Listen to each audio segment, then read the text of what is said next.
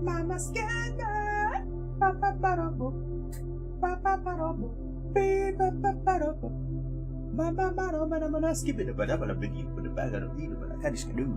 As a matter of fact, that's Scatman can do it, so can you. As a matter of fact, that's Scatman can do it, so can you. Well, hello there. Welcome, ladies and germs and silly billies. I have returned another day to just color and have some fun. Hello, Waffles and Animation. Hello, King Henry the Eighth. The Gonk. And hello, Swagoo. I am understanding that you wanted to hang out in the VC, then I shall go in and turn everything on. But first, I shall turn this off and turn the other thing on just when I'm done with the thing.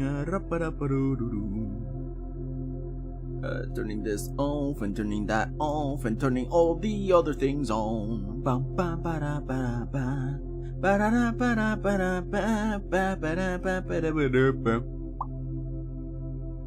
Where am I? Oh, there I am. Hello!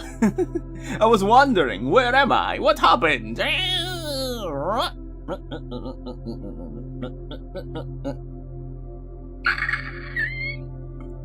Okay, I shall sit here. And, whatcha? Yes, we're just going to be hanging out and talking and drawing and doing all the cool stuff. How are y'all doing today? Gave myself a nice little snack, and I'm just hanging out with you guys. Let me turn off this music and move on to the other kind of nice music. Where's the thing? Oh, here it is. Let's turn that off. Yo, the Scatman cometh! Hello, Jummington! And the 3D man cometh as well. Been a while, how you doing, man? What's up? Now let's turn on some cool beats. Yeah, some nice chill beats by Harry's Heller. Let me set it up here so you guys know who's responsible for this nice music, this generous soul that has allowed us to have a nice musical accompaniment to an otherwise silent and cold scream. There we go. Neato Guido. Oh god, it's a little loud. Okay. There we go. Sorry about that. Yo, Goblin! Welcome on Twitch! How are you doing, buddy? Oh, let me turn on the chat. Yeah, there it is. You guys can see yourselves, and I can see you too. It's time to have some fun! By just chilling out and chasing our dreams. By attempting to become awesomer, and awesomer every day. Now let me get my tablet and my little pen. And my obligatory funny keyboard. This tiny, gratuitously small keyboard. Now let me get... Oh, let me do the thing, the Discord thing. Gobble, gobble, gobble.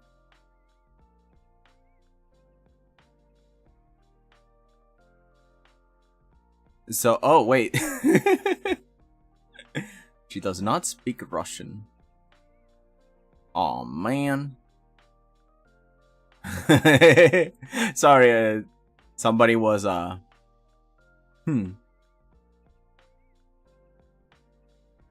Anywho, sorry, I was checking something.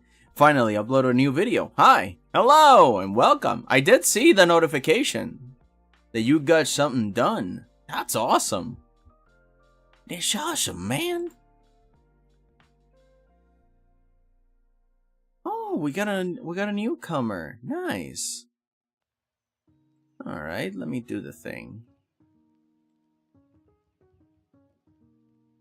Since I know they are a human, and they're not being silly, there you go. They are in full access. And now it's up to them to choose the proper roles. I'm gonna go into the voice channels now. Oh, have her return. Cheese! Yo, it's been a while. How you doing, man? How you doing, Cheese? El queso. Sorry for not showing a few streams for a few months. That's okay. How are you doing? Have you been good? I hope you've been doing nice. Let me just name this thing. Art for Raz. Set status. We're gonna have Swaggo in a few minutes. Let me unmute here so he can hear me when he comes in. And I'm going to put it so you can hear him when he comes in. Discord window capture? No. Where's the Discord audio? Discord chat bubbles. I think Fugi should be on. Discord audio, here it is. There we go. Whenever he comes in, it should be audible. Blah blah blah blah blah blah blah blah blah. Blah blah blah blah blah blah blah blah blah. Blah blah blah blah blah blah blah blah blah blah. I hope it doesn't sound like double or whatever. I see you got all the way up to 340 subs. Yeah, I'm excited. I can't believe it. It's really cool.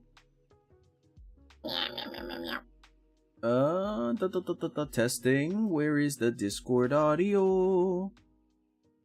I can't see the Discord audio.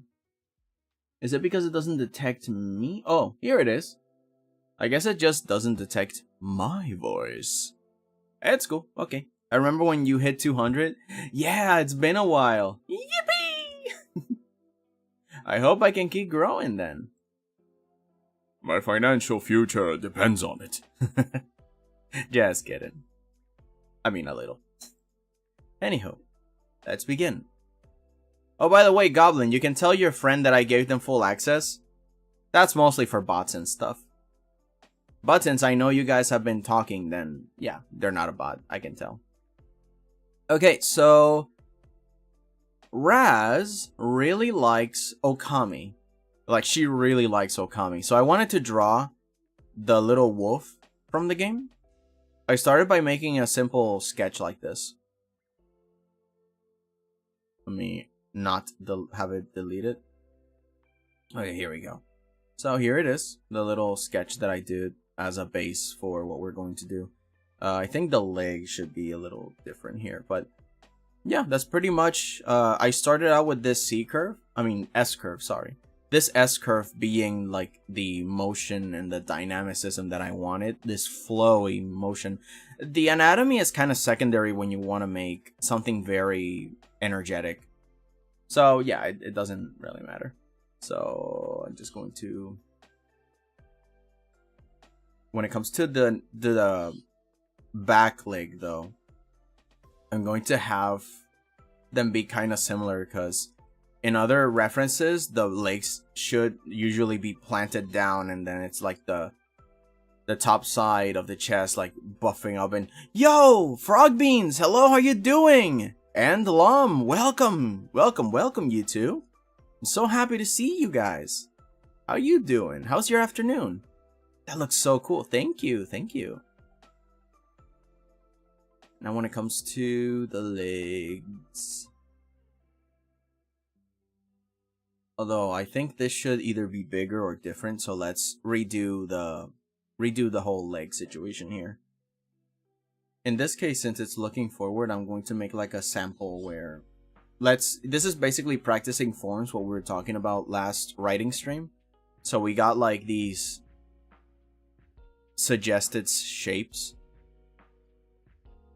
So that way we see this leg in profile side, and this one is a little bit more frontal view. Let's tilt it a little bit more towards our eyes.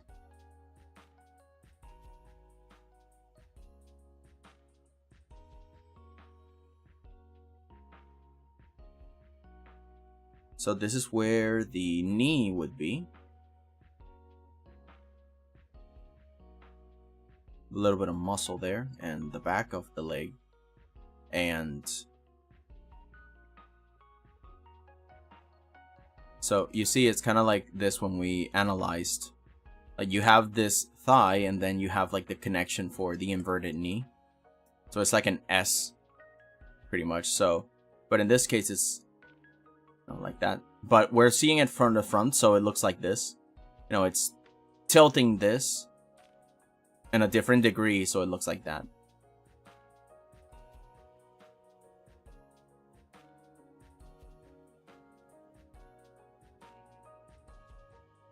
And then the little paw just connecting here. There we go. I made a 3D model of my cheese character out of clay for class. Yo, that sounds cool. You got pics? Oh, that sounds really cool. I really like working with clay. I'm gonna buy some, by the way. I've been thinking about it, but it's been a while since I've gone into an art shop. I like this type of clay for artists called Roma, like Roma clay. And it allowed me to practice sculpting in an easier way because there are different hardnesses, and one of them is like a half and half, so it's like Roma Plasticine 2. It allowed me to, you know, to experiment a lot more, and it really helped me get a good sense of 3D space and drawing by just sculpting with my hands, you know, like kind of crafting the shape of it by your hand and then kind of translating that into the drawing. It's super cool. Yo, Cowboy, how are you? I had an amazing month so far. I would say why I don't want to make y'all read the whole paragraph. Just no, it's been great. I've also done so many stuff. Yeah, it's weird. He just leaves. But he reminds me that let me set up the chat audio so then you guys can talk to me audibly. I set this up a while ago, and I don't normally use it for things that aren't streams like art like these because it's kind of distracting sometimes, but it's good. So it's good for stuff like these, you know, because I sometimes miss things. So let's try it.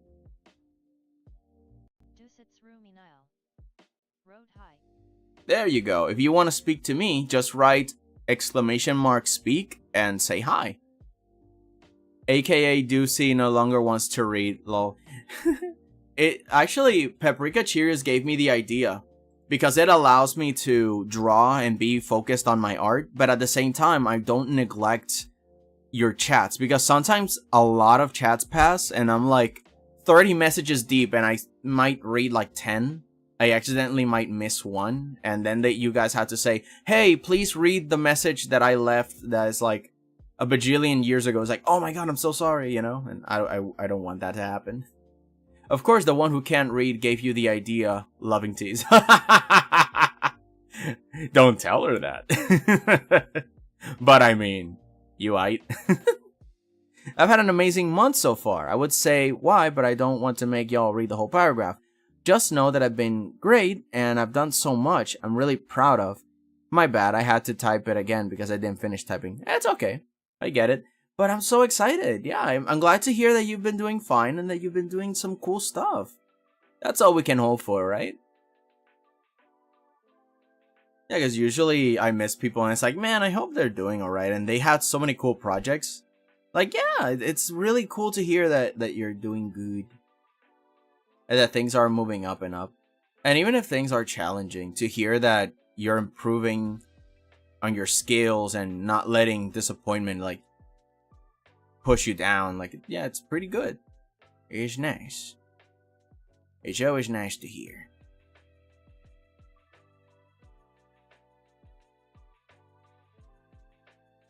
Okay, so let's see. Wow. There we go. That's a little better. I tend to kind of default in how I draw thighs for like bipedal characters, you know. So I have like a person or a woman, right? I draw a woman, and I usually draw the thighs with like this type of muscle here, and then the muscle on top. before drawing the calf. But in the case of animals, they don't kind of have this back muscle that we usually do, so it's more logical to do this. You know, they don't have this all the time.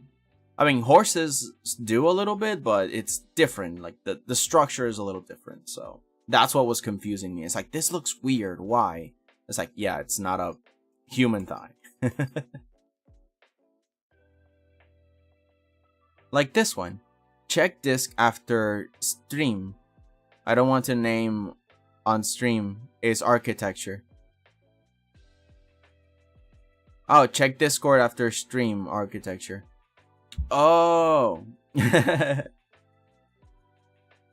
don't want my name on screen. Oh, I see. Yeah, I don't have Discord connected right now. It's only connected by audio. But yeah, you see, this is why I always ask if it's okay to show something, because I don't know if people don't want to show something. No, people like JJ don't really mind, and they always she always wants to show me stuff and to show you guys stuff, and to her it's fine. But you know, some people don't like that, so I always ask. You know, it's just good practice. Especially when I'm so forgetful. Like, I forgot this. That Lum doesn't want to be shown on stream. So, again, it's why the practice here is just ask. Always. Every second. Yeah, I've missed being on these streams, but last time I was here, I wasn't really doing so good for a couple of weeks.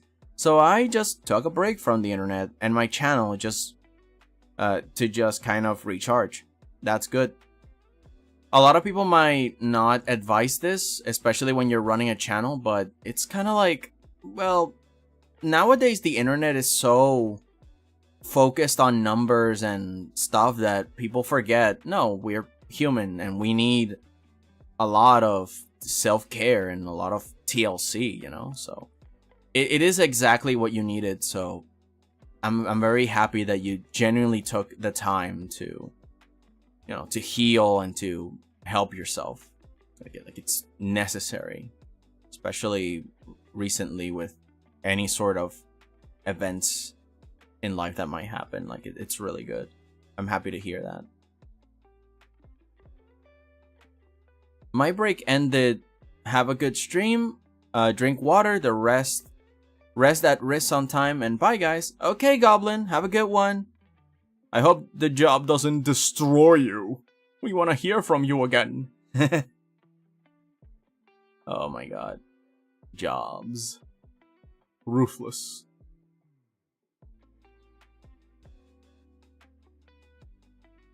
Okay. So I'm noticing that this reference shows me how there's like this nice curve to the head before it connects to the neck. So I want to make sure that I capture that. Like a little slope like that, and then it connects.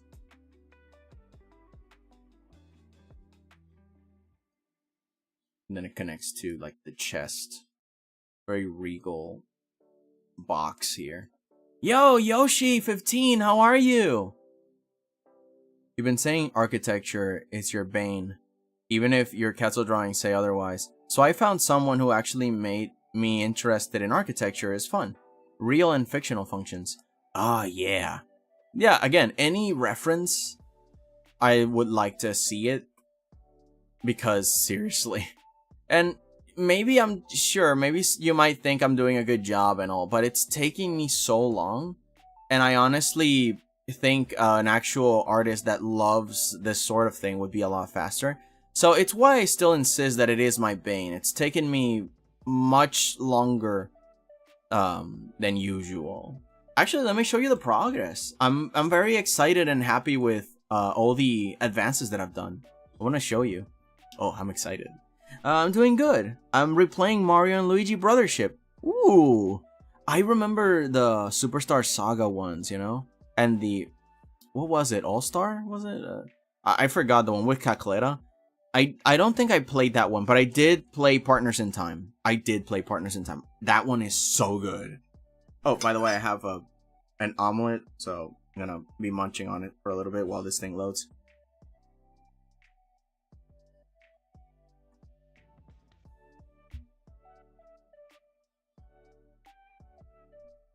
Make sure to hydrate too.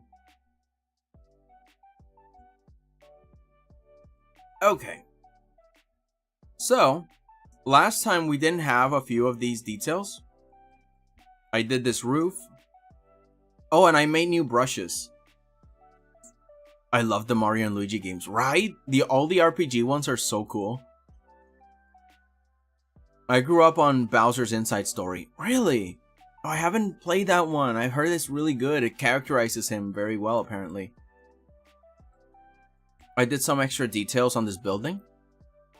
Try to do something like this. A little bit of sculpture, a little bit of details. This is like a copy and paste with some shading. But I never beat the game when I was younger, lol. Well, it's time to do it now. I did this bridge. Again, this is a brush. These vertical lines are brushes that I did. And then I cut them to fit this. Oh, and then there's this new brush that I did where it has like a hard edge and then a feather brush at the bottom. So then I can do details like this by just, you know, moving from one place to another. And this arc here, let me show you with my little thing because I don't think you guys can see my mouse. But this little arc here is a brush that I created and it's available on the Discord for free. It's basically this hard line. And then the bottom is this feather brush. And wherever direction you move, it makes like this nice effect. So it feels 3D, but it's actually just a special brush. And then you have the bottom part here of this wall. Oh, these arcs are also a brush that I did that is available for free on the Discord. Then there are these shadows and this wall. This sort of thing. Kind of imitating what I did here. What else? I know that I did something else. Well, I did this roof. And there is stuff like this. Do I have it on? I mean, I have it off, but where is it? Is it this one? Yeah, here it is. And there's this detail that Gothic castles have, or churches. They have like this thing where it goes downwards in this downward spiral, so it's like a copy and paste of the same thing. At least I like how it looks here. But yeah, there's still plenty to do. Whoa, this is amazing. Thank you. I'm trying. It's really I'm still very sad that it's taken so long because it again, it's not my forte, but I really want to do the best for my client. Like, my client has been very generous and very patient. I owe them so much. Oh, and this is also a copy-paste. I did the base of it, and then I just did the rest. And again, copy-paste, copy-paste, copy-paste. A lot of architecture is just copy-paste, and I wanted to try and do a lot of that. And part of the things that I've done is, let me show you the brushes that I created. Well, it's easier if I just go on the... No, because I can just show you. So let's go to the brush experiments. That's a different file entirely. Oh! Is that a Swagoo I see? Oh my god. I saw the Fugi turn on, and also, why is it double? Let me turn something off. Something's up. Not this. Double? Yeah, but because in front of me I see like two things.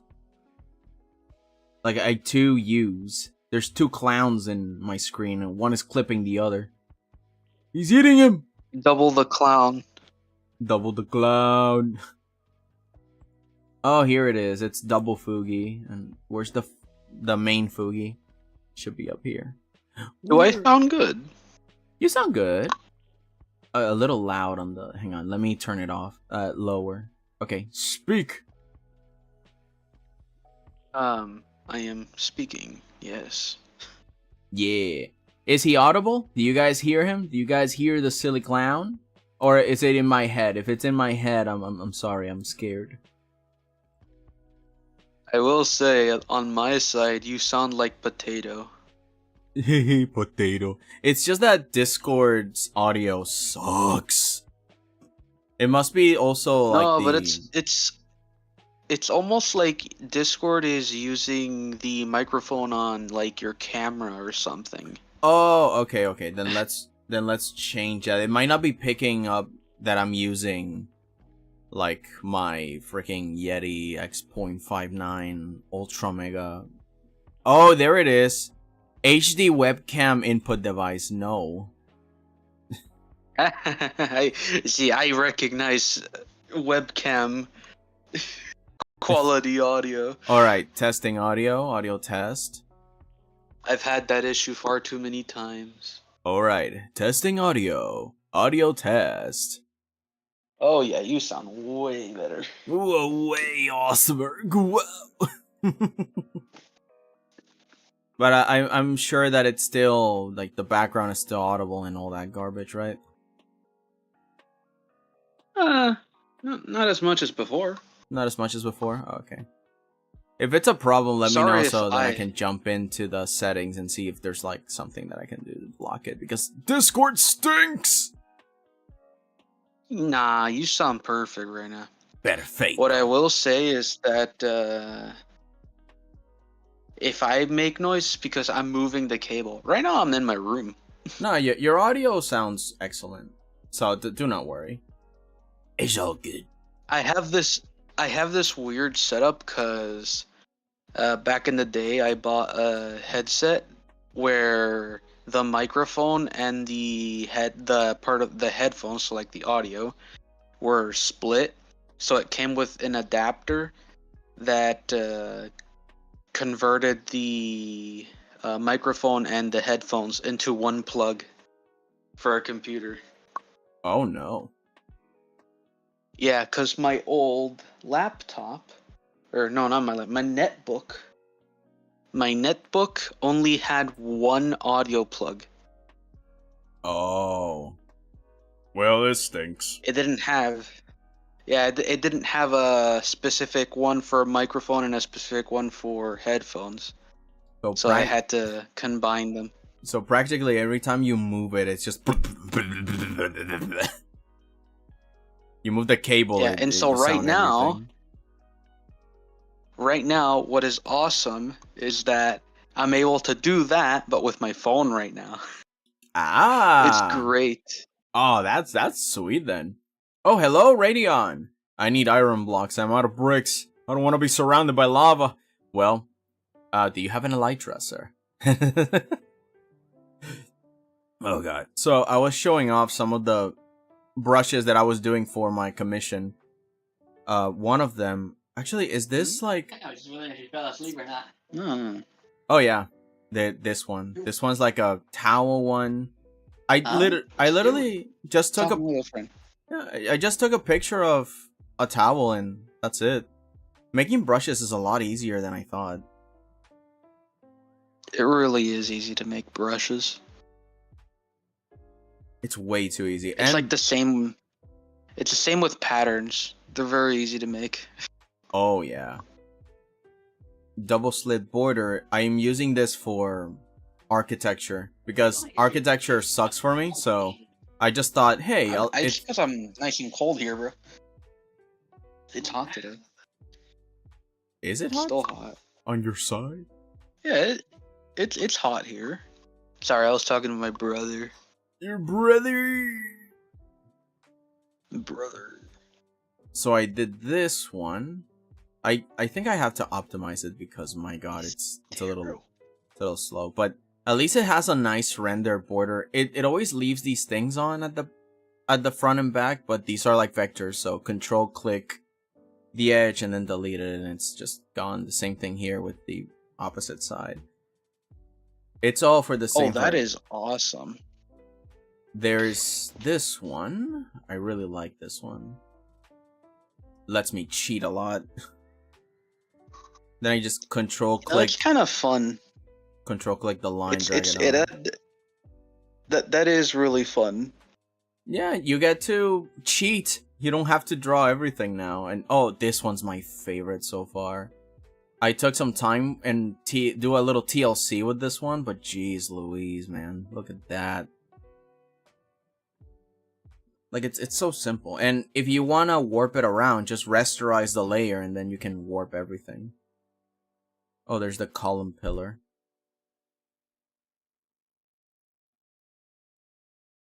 Which one else? The cheap Tower of Pisa. Oh, right, because this one is almost the same as the bottom one, but it stacks. So, if you can put like a pen pressure on it, it does look like the Leaning Tower. You see? Oh, the column round pillar. This one's another one. Another nasty number. It almost also looks like stairs, so you can use it for that too. What else? Oh god, look at this entire setup. These are all available on the Discord for free if anybody's interested. Is this the same one? Border pillar? No, this one's different. Yeah, this one's totally different. A paper towels one.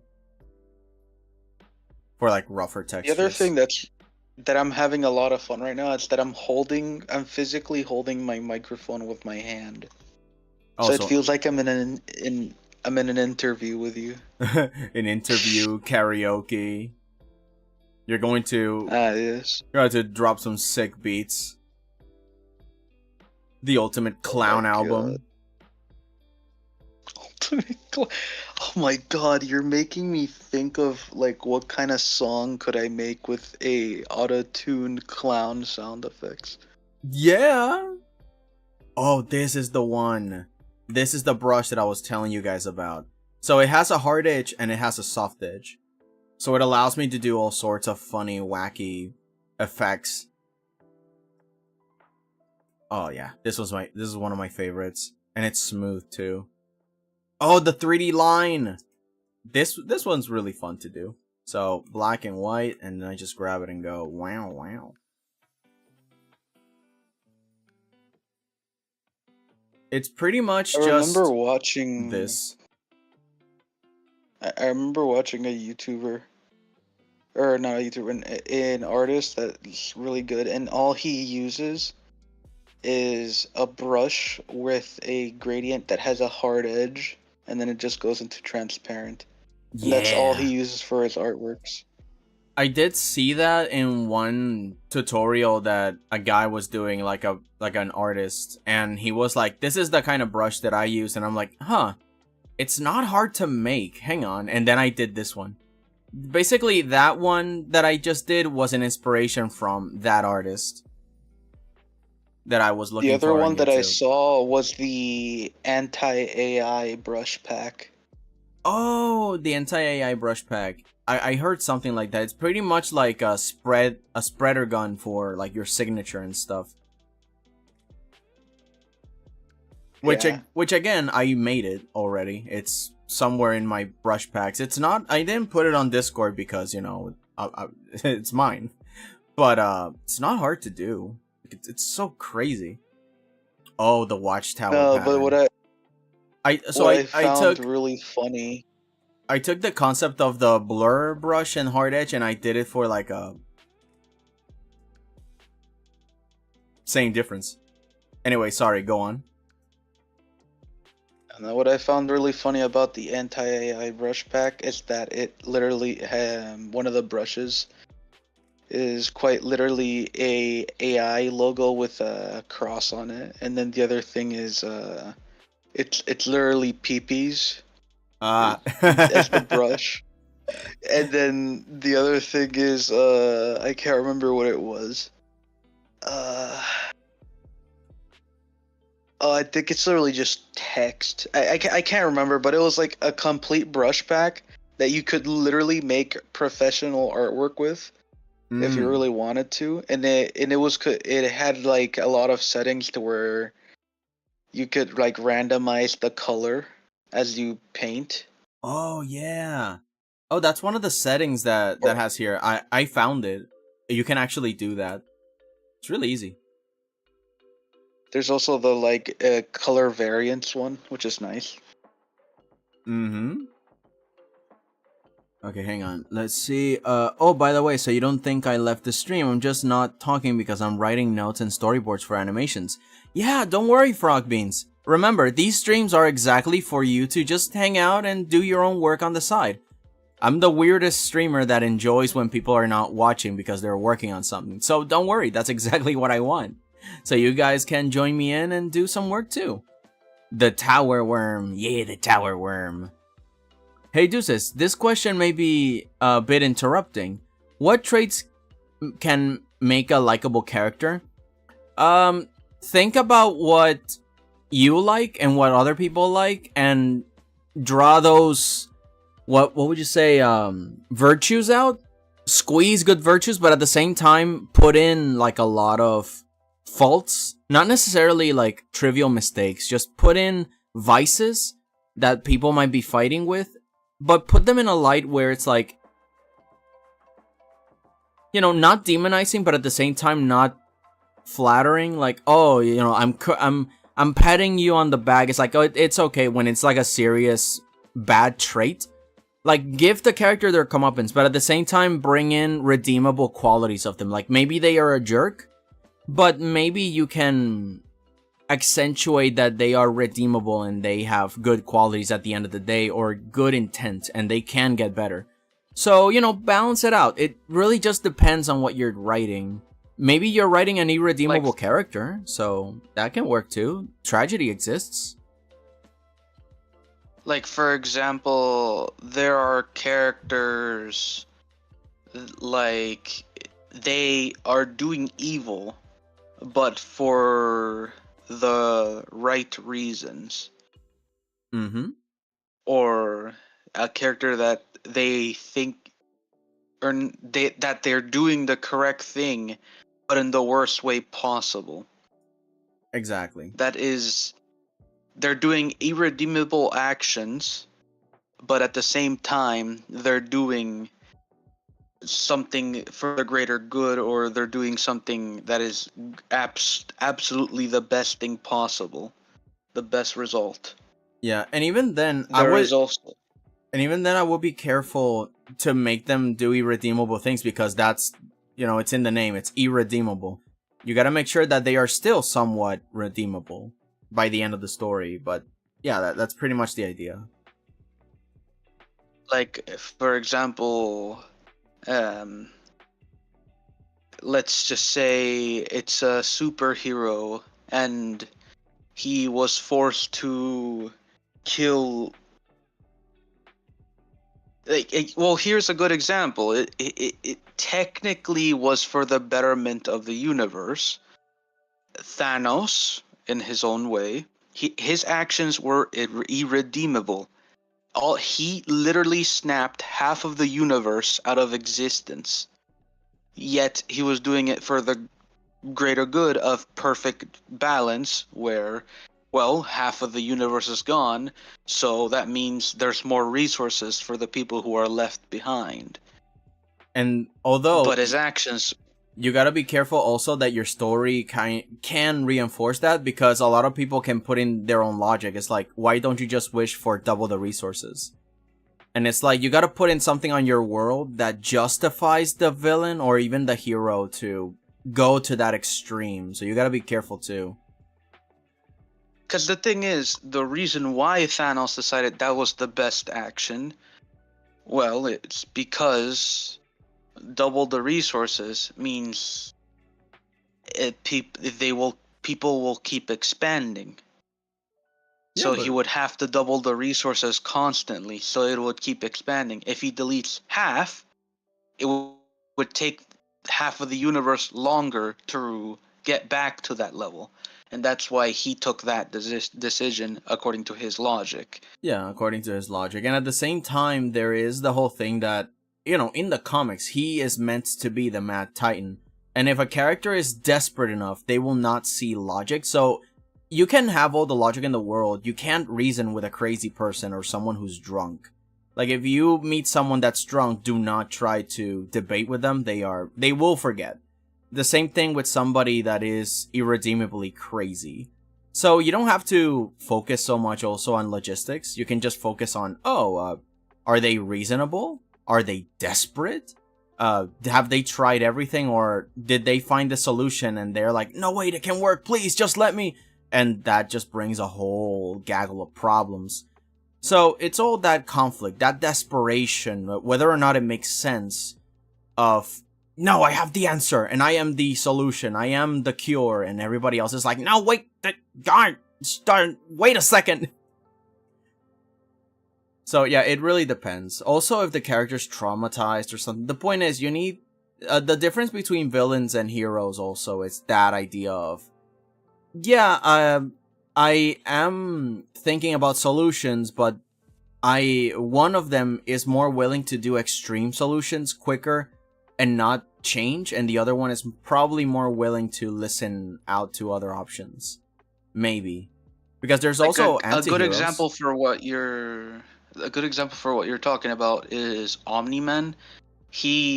Of course, he was a hero. He came to Earth. He helped people. He saved people from death. He saved Earth from meteors. But in the end, he was not doing it for the betterment of everyone. No, he was doing it for his home planet, to take over Earth eventually for his home planet. And I like the wordplay. Earth isn't yours to conquer, because it's my Earth to conquer. You know, that kind of thing.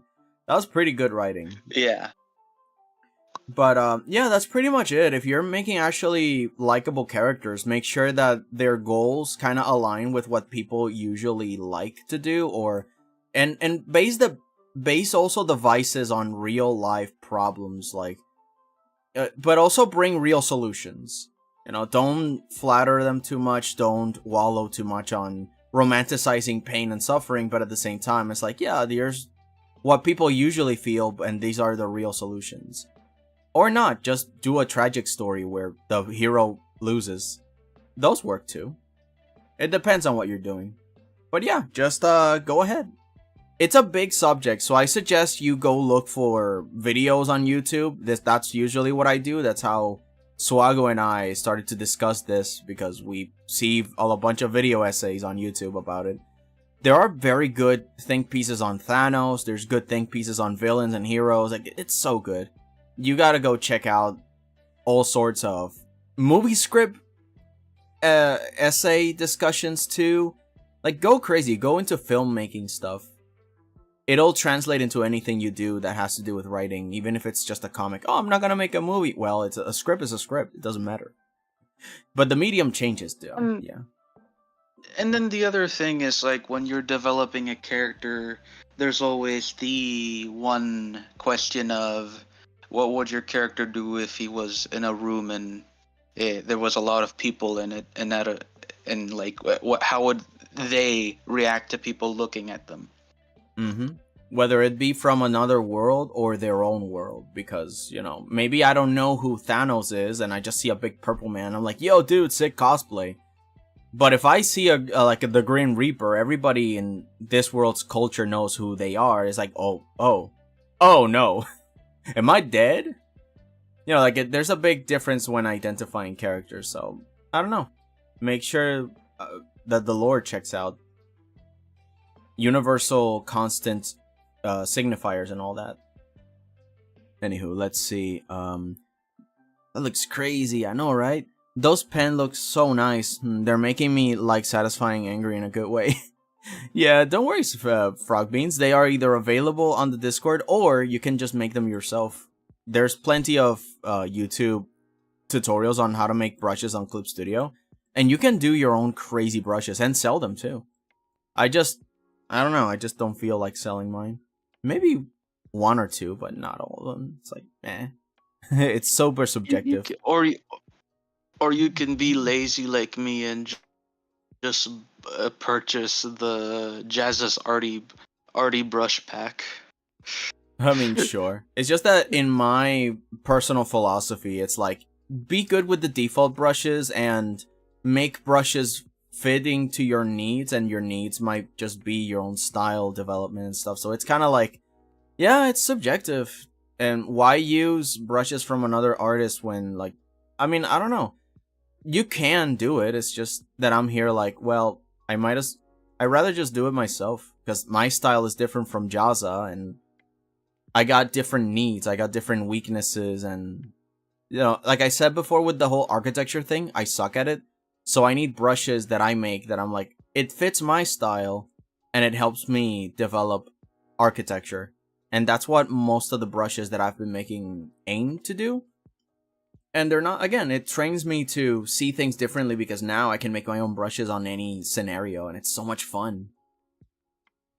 Also, Well, let's see. for me, when it comes to brushes, I use specific brushes for specific situations, Mm-hmm. and when it comes to my 3D stuff, I just use the brush that's provided by Paint System, which is the layer thing I use in Blender. Mm-hmm. And yeah, there's this one brush that I just really like because it makes painterly style really easy for me to do. Uh-huh. And yeah, I do that for all of my 3D models. I just like doing a painterly style. Though sometimes I'm forced to make a more anime style, which I think I sent you one time. I like showed it to you, Uh-huh. where it's like more simplistic texturing. So what I do is I just use the default brushes Yeah. because they're good enough. Oh yeah, yeah. Honestly, That's what I mean. If you become good with the default brushes, you're set. Everything it's the else is thing just is, custom. honestly, the default brush is actually all you need. The only time you would need a custom brush is when you're constantly having a situation where you're like, man, I wish I could have a really nice sharp edge here 100% of the time. And so what do? You make yourself a brush that has a sharp edge that goes into a gradient.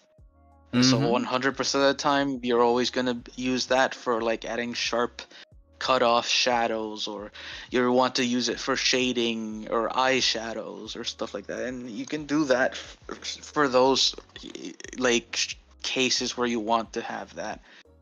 For the Yeah. most part, obviously, Yeah, that's you pretty can much always do that that's with pretty the much default what brushes, that's though. that's pretty much what I mean. If you need a specific kind of brush instead of getting it from someone else, it's like, yeah, learn how to make it and make it fit your needs, because if the default brushes don't do the trick, but you do know what you need, then just make it.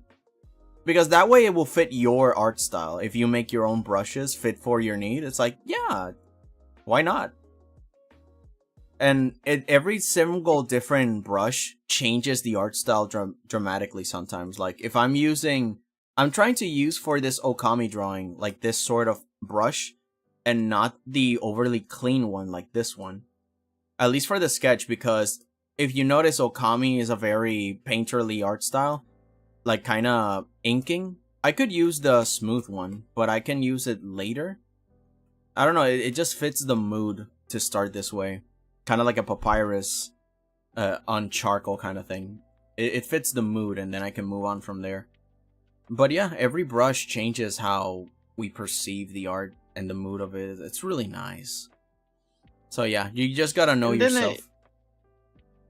And then there's cases where you're someone like me, where it's like, oh yeah, you can make your custom brushes, but they're not very useful for someone like me that doesn't have a pressure sensitive tablet or something like that. It's just like, you're stuck with either a mouse or a tablet that has no pressure sensibility, or rather, yeah, it's just finger.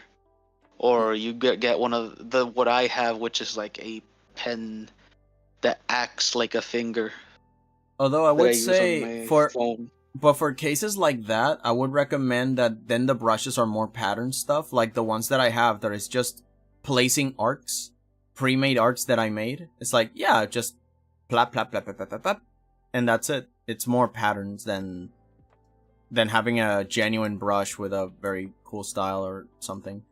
But yeah, like you said, that if you Well, don't have a brush like this with pressure sensitivity, then it makes no sense to care so much for it. like for my situation, when I use the mouse, I don't get to have a thin and then it turns thick and then it turns thin. No, I don't have that. Unless I'm using Illustrator where I can adjust the thickness of a line where I want it to be thick and where I want it to be thin. Yeah. But Yeah. other than that, it's just like the eraser tool is your best friend. Yes. Because then you can stylize the default straight brush that you did with like the mouse and stuff that has no texture or anything. It's the only time that you can actually stylize it. The time that And then you the time that I didn't have a tablet was pretty much like that. It's like, oh man, now I gotta just put this straight brush and then just use the eraser. like there's the trifecta of you have the straight brush and then you have the eraser tool and then you have the resize hotkey. Yes. The resize brush hotkey, and then you also have like the hotkey to adjust the hardness. So it's like, oh yeah, it's like you want the edge of the brush to be more like hard, and then you want it to be more soft for when you're doing other stuff like shading. Yeah. It's fun. That's usually how I go, and yeah, that's how I do. And the one thing is just you're never gonna have fantastic line art by using just the mouse. It's like it will be okay, it'll be passable, but it'll never be what you could possibly do with a drawing tablet. It'll never be what you can possibly do with paper. What you can do is do what I do, where you sketch on paper because you're good at sketching on paper. And then if there's some anatomical errors or if something looks wrong or whatever, what you can do is just next to where it is, draw it in like the same size as the character, but draw it correctly.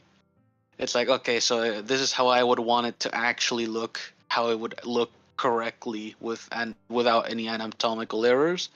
And so you take a photo of that, and then you bring it to your program of choice. It doesn't really matter. And you just either sketch over that, or you do what I do and just use the pen tool in Illustrator or whatever program has a similar tool. And you just do one point, next point, and make a line with an arch. And done. You just adjust the vertices.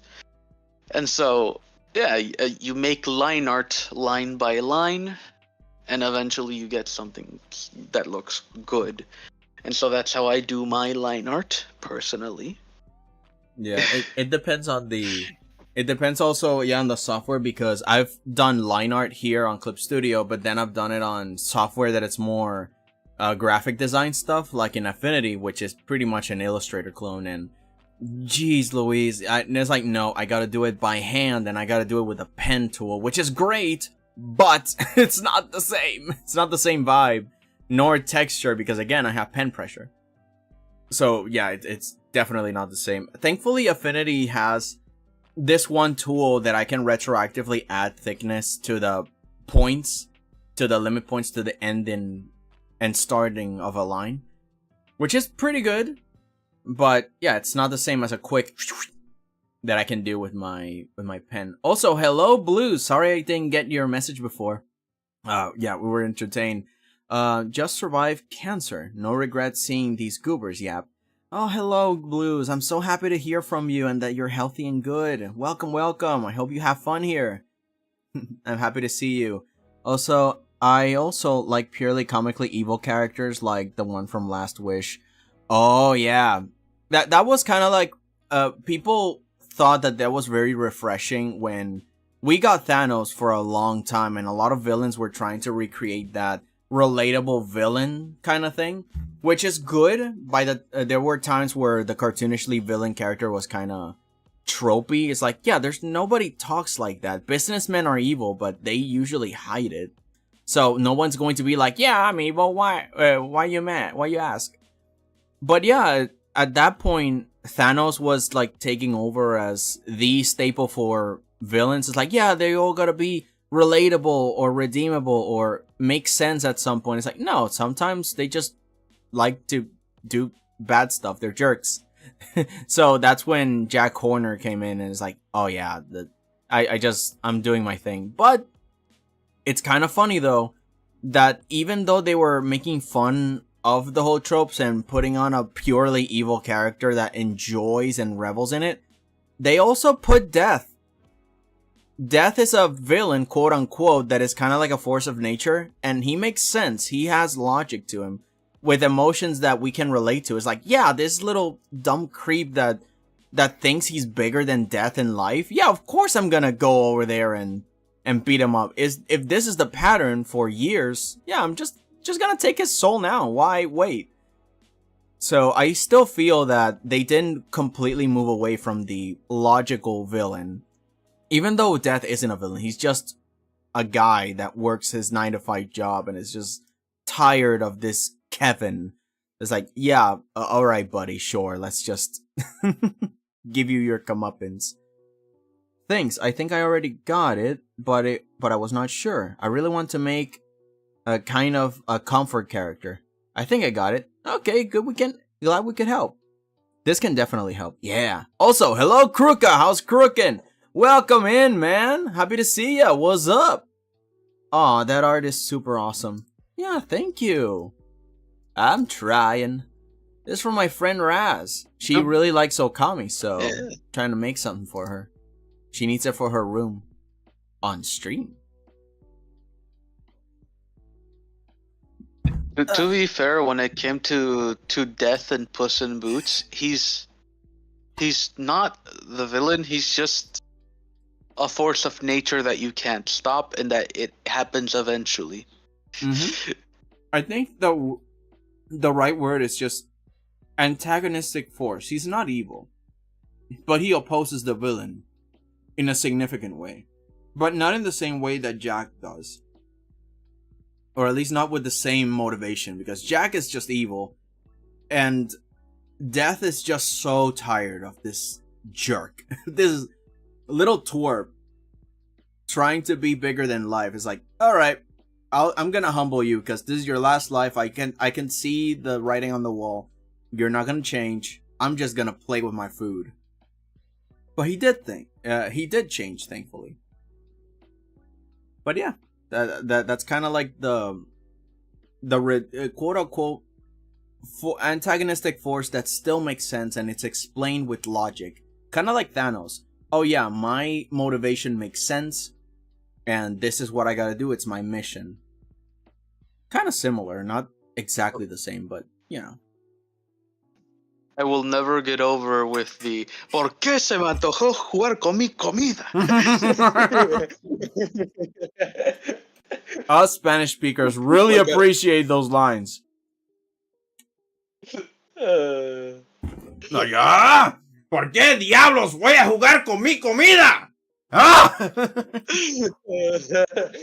Like, god damn it, I took too long. He's like, why am I playing with my food? He changed. Oh, dude. So fun though. I was not expecting him to be like overly Spanish and stuff, but I loved it. I mean, of course, we understand it, but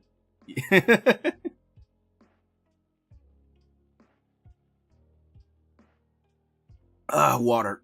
It's so good. Everybody hydrate. It's so nice. You're not living up to the legend, gato. Dude, this video is sponsored by H2O.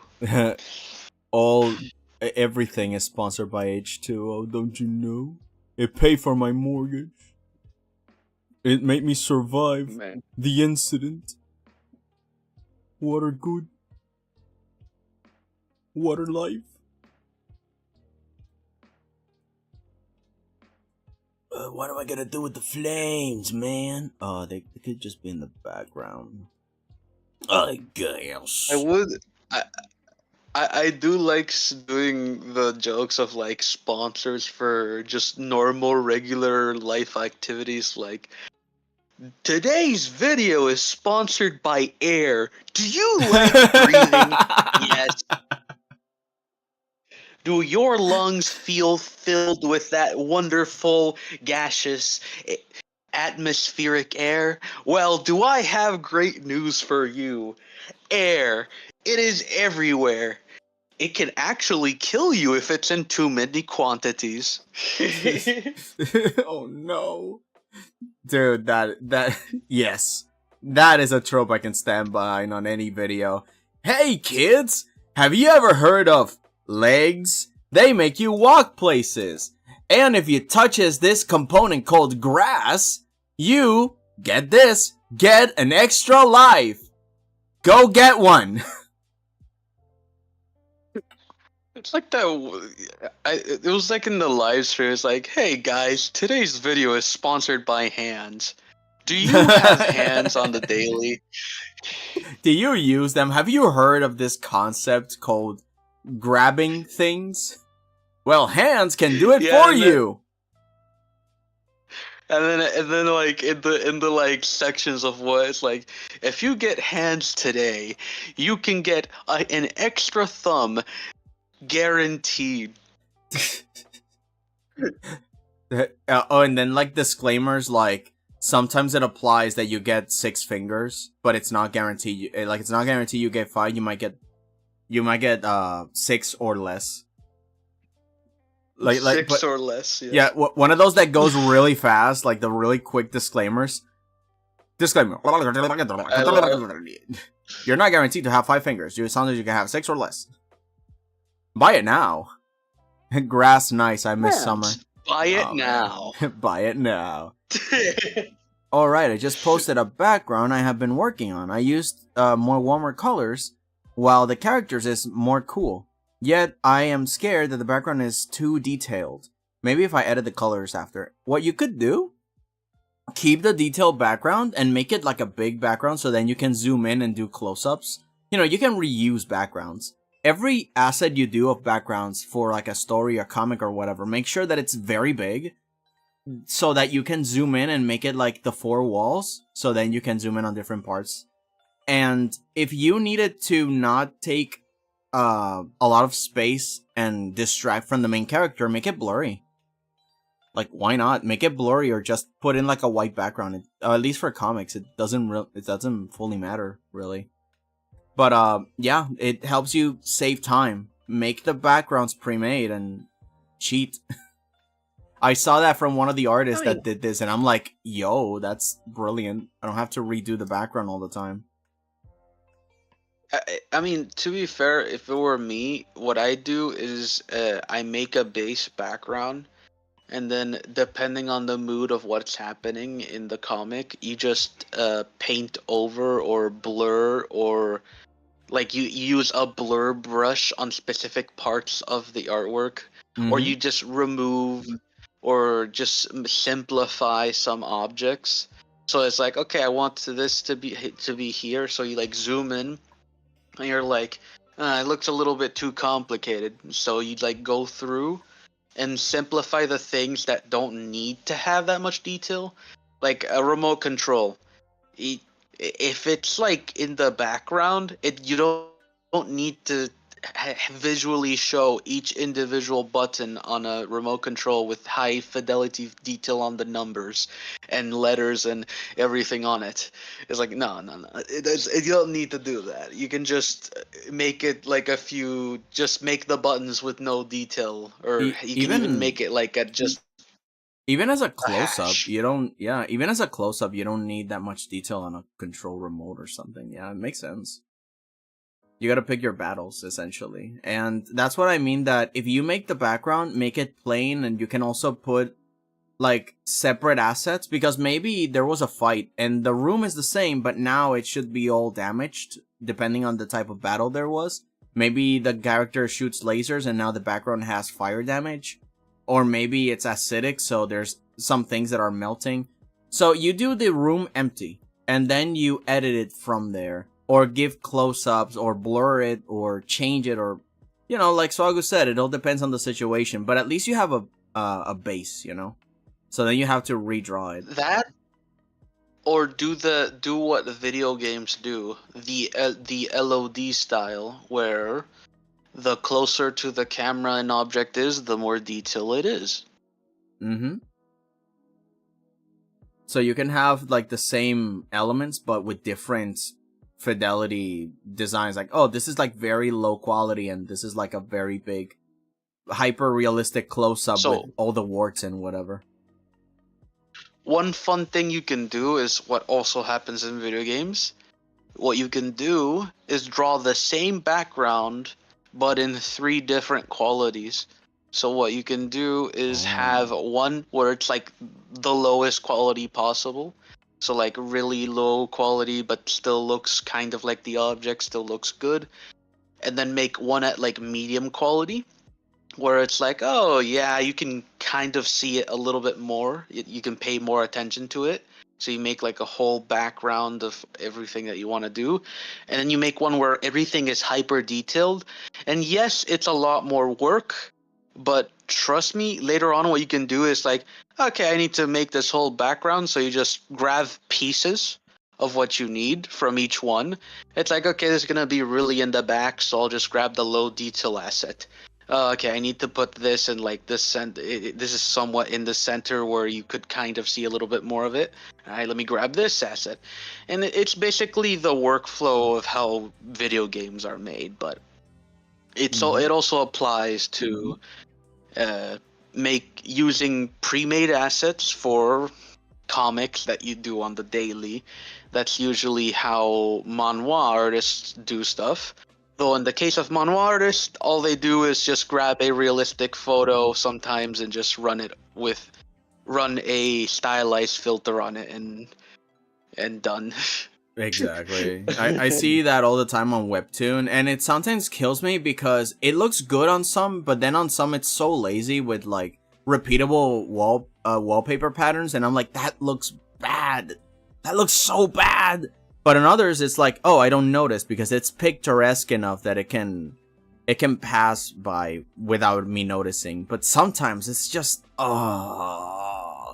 So it's because in some of the cases they use, instead of just using a stock image, they go through the trouble of actually using a 3D modeled background with pre-made assets, and so then all they do is just run a filter over that 3D background. No, yeah, but that looks fine. What I mostly mean is like you have like a wall, right, like this, and then instead of making an appropriate wallpaper for it, you do like what they did on PlayStation 1 and then just slap a flat texture on it, and it just looks the part because it you know, I lived in the PlayStation era and the DS era. It's like, we know what it's like to grab an asset like this and then just do this. So you're telling me Pokemon's Legends ZA buildings in Switch 1? Yeah, like anything of those low quality stuff. But the thing is that the wallpaper art is very detailed, but you can tell that it just got squished like a JPEG, and it's like, well, at least it doesn't look pixelated. It doesn't look pixelated though. Yeah. It doesn't look pixelated, but it does look like someone just grabbed the picture and just squished it to look like it's sideways. Like, imagine this is art for a wall, and you can notice that is an art style that they just squished like this, and it's like that was not made to look like. It's kind of like what you said, that it looks overly detailed. It's like, yeah, why would you make all those details for a detail that is like sideways? It's like, oh, of course, because they squished the art, so it's noticeable. It doesn't look like somebody simplified it. Yeah. I get what you mean. Yeah, all they did was like grab the pattern on the wall. It's like, okay, this is how it looks like this, and then they just grabbed it again, but they made it like they just used the perspective warp in Photoshop. Oh yeah. To adjust it. and that's all they did. And then they just add shading over it, like they just paint gradients over it. It's yes. like, oh, Which that does not look good. yeah, and I don't mind if you start doing that, but that is not the ending of it. You gotta optimize it, or at least something. But yeah, like you said, not just put a blur on it. Please. Also, hello, 𝐒𝐭𝐫𝐚𝐦 22. Welcome in. How are you? First time I see you here. I'm so excited to see you. I mean, hello.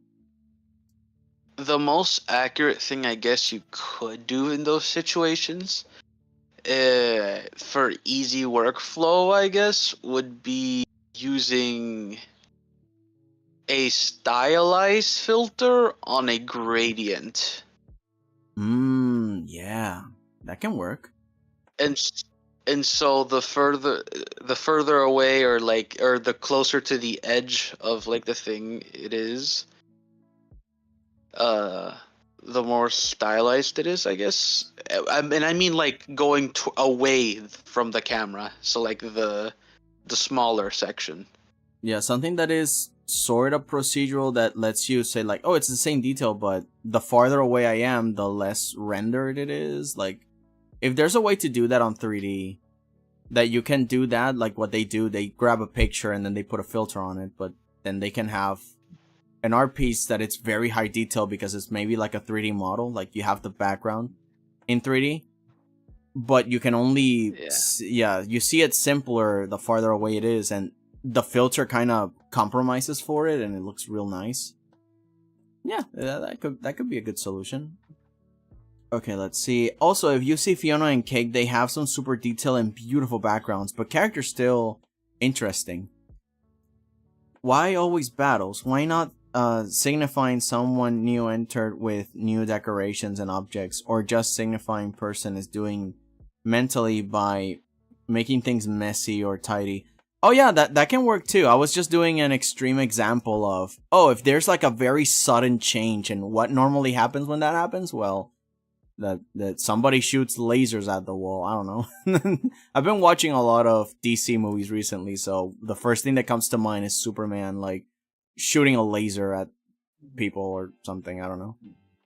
But yeah, like if a person gets angry or like, oh, my research is not moving right, and then tosses paper everywhere and leaves a mess, then yeah, you can have assets for a messy room, like books on the ground, like a brush for that, messy books or torn details. Like you maybe can do a scatter brush with things like this.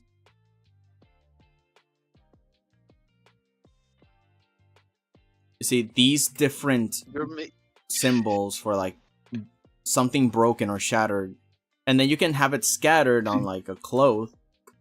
Then it can just be easy to make details. You're making me think of when I'm doing realistic texturing on something, where I just layer two different textures on top of each other, and what I do is it's like two different normals, right? Basically, imagine it as like bump mapping. So I have two different like bump mappings, and so one is like scratches, the other one's like grime and dirt, and the other one's just like smooth metal. And so what I can do is just like erase sections of it so that it looks like grime, scratches, and stuff are in different sections, but it's just one texture, which is awesome. I love combining textures in Blender like that to make like combined amalgamation that looks cool. Exactly. Yeah, if you can make your life easier by pre-making assets like that, then yeah, it's gonna be a lot simpler to create, and again, really fun. It's like, yeah, your own style of grind on a piece of objects or backgrounds and stuff, pre-made. It's gonna make your life simple, but it will keep the fidelity of your style intact because you did it, you yourself. Hello, lamb. Draw me, please. What the heck is that? Oh, it's the lamb from the Cult of the Lamb. I don't know how to draw that character. And today we're drawing this guy. So maybe in another one where I'm taking what's the word? If I'm taking requests, but not today. In any case, welcome. Happy to see ya. But By the way, Deuce, have you ever done that thing where you have a randomized brush? It's not just randomized rotation. It's just you have different brush for every randomization, and on top of that, you do rotations. Do you have a brush like that? Randomized details like that? Well, there is a feature. So you can do that it randomizes it. But no, I haven't done it. That sounds pretty funny. You should try to do that with like ink splotches. It's like, okay, you make like 3 different ink splotches that are in the same style, Uh-huh. and what you can do is add a randomization to it so that it rotates randomly, and it changes in between those 3 different ink splotches, but it's just one brush. And on top of that, what you could do is honestly, no, you shouldn't do random opacity, because that's just annoying. I mean, it's what you said, that it really depends on what you're doing, because that idea of if it's painterly splotches, then yeah, that could be good for like different orientations and angles. And there could be brushes that it's better to have them in different opacities. But again, it depends on what kind of brush you're making. But I like that idea. That's a bit more dynamic. You should try doing that sometime for like assets. Like in the, it would be cool for what you're doing right now, like having random ink splotches, so that it looks like those traditional Japanese paintings. Mm-hmm. The inkwell style. It's pretty cool. Yeah, usually it's like perfectly painted and nice Japanese style, like shading and everything on the character itself, and behind them usually they have like nice ink splotches that have a gradient on them. And also when the brush gets very dry, so you can have at the beginning something more like this, like the oil paintbrush, where it's like this solid thing, but then at the end over here, if I maybe what I could do is to make this solid oil paintbrush have like an opacity thing where if I let go of it, instead of becoming smaller, it becomes more transparent, right? And then the pattern takes over, like 2 patterns, and the other bottom pattern takes over, so it now becomes like this dry tail of it, and then I can have like a nice, like if I can play with that, maybe I can engineer some really cool brushes. That's actually a good idea, like the randomize and the opacity stuff. Yeah. And the other thing that I was thinking was like, because would this be, because nowadays with modernized way of like doing the traditional Japanese style that you would do on paper, was they nowadays people add the thick kanji behind the like artwork of like what it is, like okami as like the kanji, or god, like having it like this and on the side, and like here, like in this drawing here. Give me a sec, I'm catching up on stream. Let's see.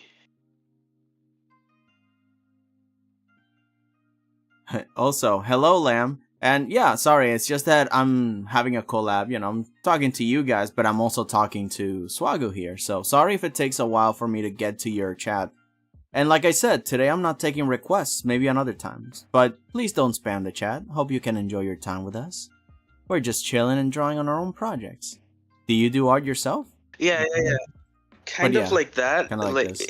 In the past, that's how they would do it. They would just write it on the side. But the thing I'm talking about is like it's literally the background of the thing. Like nowadays, because everything's modernized, we have layers. So oh yeah, it's like yeah. the parts. You can just have the text behind the character now, but in the past you wouldn't be able to do that. Yeah, now there's a lot more dynamic stuff that you can do with like tech. It's just super fun. But in the past, it would be interesting to see how they would have solved it if someone was determined enough. It's like, nah, I'm gonna try it anyway. But yeah, Like, yes. how would they make calligraphy kanji look? Because when it came to calligraphy kanji, you have to, the brush strokes are a part of it. So It's just that I think what they could do, and this is me using like the modern mental solution, is like you have engraving, right? Like you have layers upon layers of putting different inks on top of the paper and then rolling it with a big pin. And then on top of it, you can start writing the kanji and then put more ink on top of it to cover it up. Like layered graphic art style and engraving. That's the only thing that I can think of they would do in olden styles. But the printing press was not invented after like Renaissance time, I think. I forgot when. Like very modern times, almost industrial.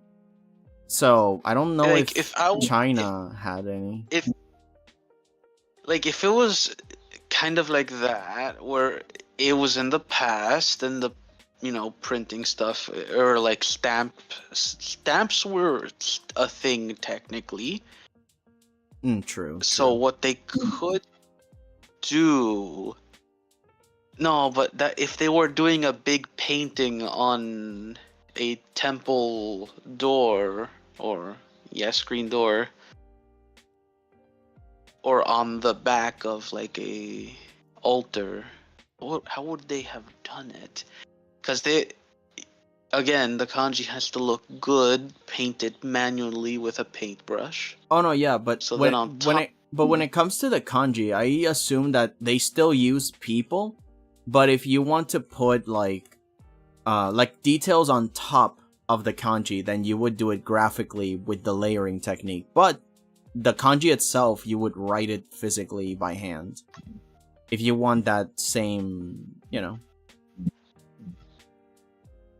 what they could have done, honestly, is just make it black and white. Like, that's the simple solution. It's like, oh, black and white. It's just use the negatives. yeah, done. true. Or, because then there's no need for layering. Or what they could have done is just, in the sections where the character's going to be, like, they could have just, because sketching, it was still a thing back in the day, oddly enough. Oh, well, yeah, of course. I was very surprised when I went to a museum once and I found one of the, like Puerto Rican painters, and I saw quote unquote sketches, but they were just sections that he drew with paint, with like oil paint and everything. It almost looked like someone tore it out of the original painting, and I'm like, this is a sketch? This? Like, he was so good at sketching, quote unquote. It's like, oh, alright, you're gonna use paintings to sketch? And it looks like this? So yeah, they totally did it. Fun. But yeah, they would do it with like paint and stuff, which is like, oh, it's so permanent. Oh Yeah. god. It's so permanent. But again, they didn't have layers like us. They didn't have like Control Z, so what else are they gonna do? It's like the only thing they can do. They would, if anything, what they would do is like, oh, paint the section, and then it's like, well, I gotta wait for it to dry.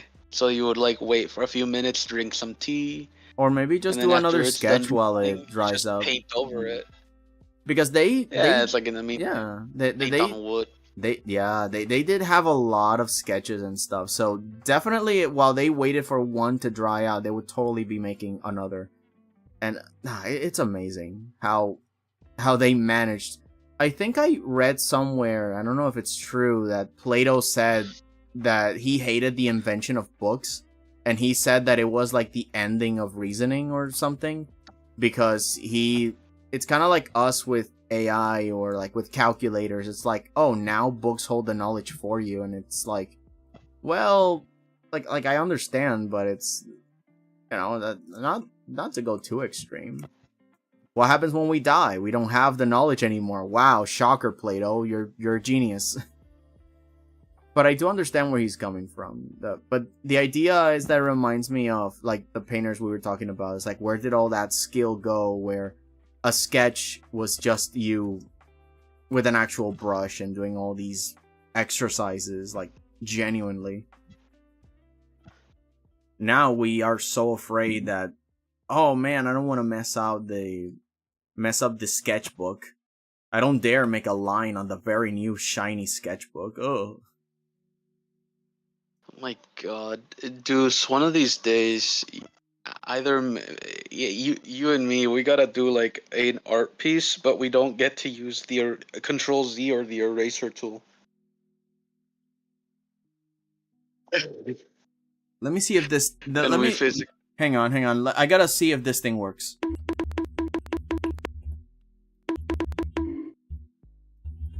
Yeah, it works. It would suck. Come here. What would we do without layers? And like, I guess it just, yeah, like, oh God, that's suffering. Hush up. Just no layers, no eraser. Okay, sorry. Yeah.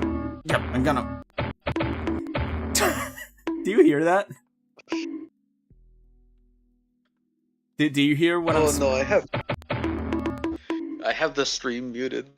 Oh, okay. Then turn it off. Turn it on for just 1 second till you can see what I'm doing.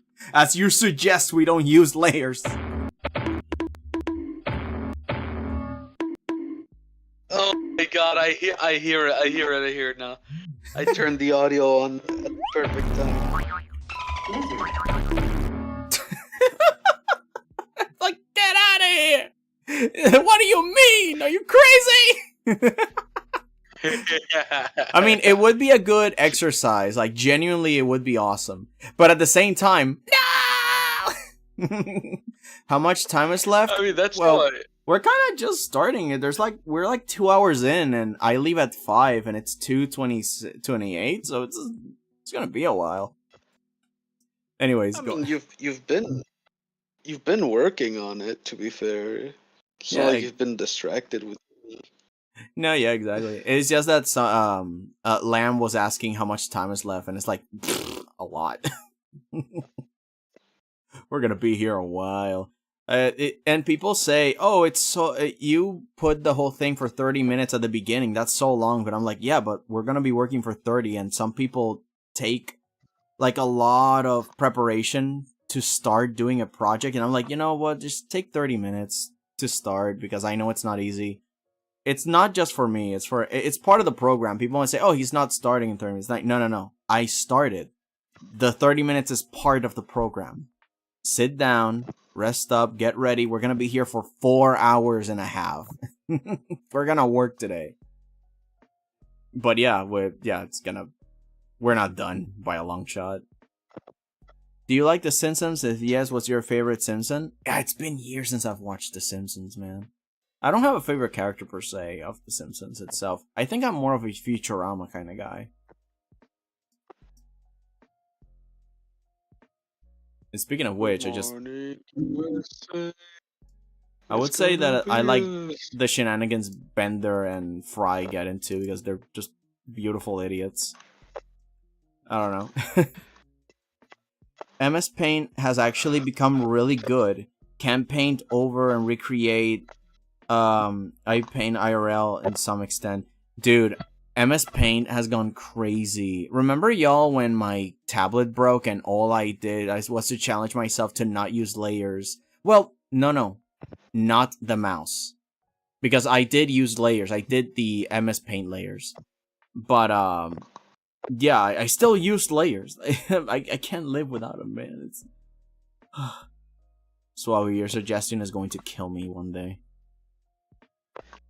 Just the only options you would have is opacity on the brush. Yes. Opacity. Resizing. But you hardness. Technically doing that exercise would make me a better artist, because, it is training. And improvising is kind of like what Bob Ross always said. The whole thing about happy accidents is like, yeah, man, just roll with it. But at the same time, the perfectionism is like, no. You get PTSD of when you're painting with actual paint, and you're like, I gotta wait for it to dry, and then I gotta paint over it to fix that problem I have there. Mm-hmm. Although I always used acrylics, so they painted like in minutes while I was doing something else. It was already dry, and it's like, oh, I can just keep going. But then when I tried oil paints, dude, it took months for a section to dry.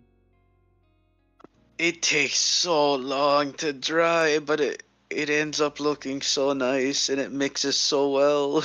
It's also better for blending. You can blend colors together in other paints, and you can be patient with it because it doesn't dry quick, so you can just layer colors.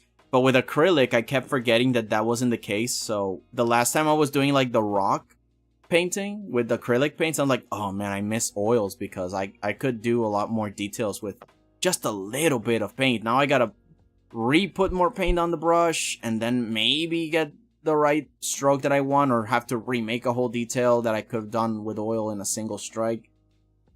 I miss it, man. The worst part is that you can't really water down acrylic. I mean, you could try it. Acrylic can become watercolor to an extent at some point if you water it down enough, but I still really much prefer the texture of oil paints. It's all so much better. Also, hello Ryuken, how are you doing? Welcome, welcome. Happy to see ya. What's up? We're just hanging, drawing some okami. Yes, a collab with a clown. I hope no one's afraid of clowns, cause this guy's crazy. Oh, this clown is slowly falling asleep. Oh no! I didn't sleep last night. What do you mean you didn't sleep last night? What were you doing? You were playing too much RuneScape? No, the thing is, I slept. I slept during the day. Oh. And then I had some food and watched the Jackie Chan movie, the latest one, with my brother and my dad. Oh, that's And sweet. then I did some stuff, and then I took a nap because I was sleepy and the lights went out. Oh no. So basically a blackout. And so so then when I woke up, it was nighttime. Oh, okay, that sucks. The frigging blackout and stuff. And so and so I woke up, it's nighttime, the lights are back, and so I'm like, yeah, well, I guess I'll just go onto my PC for a bit. I got nothing else to do.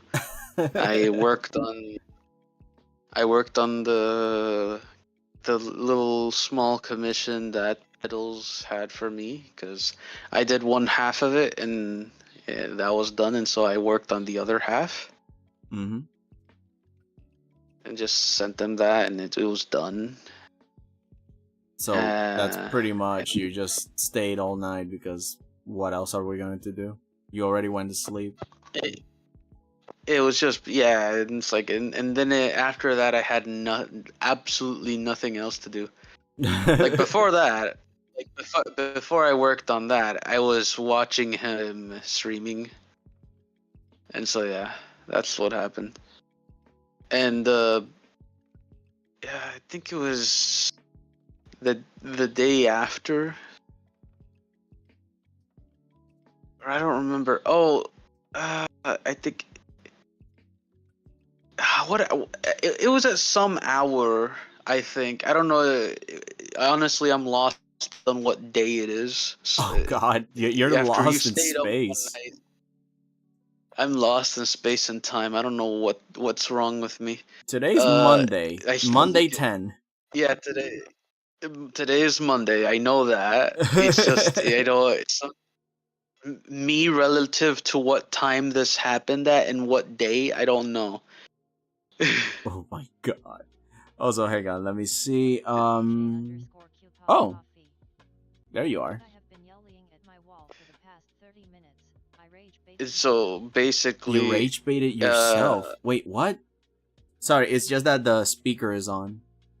I have been yelling at my wall for 30 minutes, rage baiting myself. I don't like studying. Hi! I repeated it on this. Oh, yeah, there it is. Yeah, I saw it now. Sorry. It's just that we're entertained. When I was 10 centimeters tall and had all the time in the world, I was comfy to sit and paint forever. Oh, yeah. Those are the best times. Even in high school, we had a lot of assignments like that. I is sick, so usually I couldn't travel to hospital today, but it's better after rest, and we'll go tomorrow. Huh? Or you? Oh yeah, just take it easy, Lum. We'll send you a nice pie, made of apples and apricots. I think I know your friend from somewhere. Yeah, Swagu does his own streams and stuff, and he's been with us before. Let's see. Did I miss something before? No. Saying we're gonna send you a pie made of apples reminded me of this one video where they made a pie only out of apples. Only so everything is apples. No flour, no nothing. Just apples. Yes. So they turned apples into flour. The dough was formed from the peels of the apple. It worked? It actually worked? What worked? Turning what? Actual apples into apple pie? Yeah. They made the dough part and they made the filling.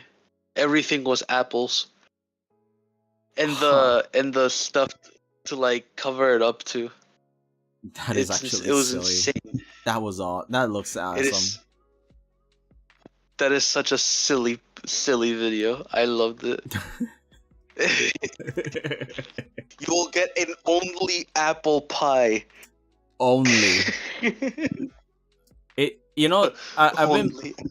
I've been playing a lot of Potion Craft because I freaking love the game and I'm addicted. And I hate it when a lot of customers say, "Oh, give me this potion, but only use one ingredient."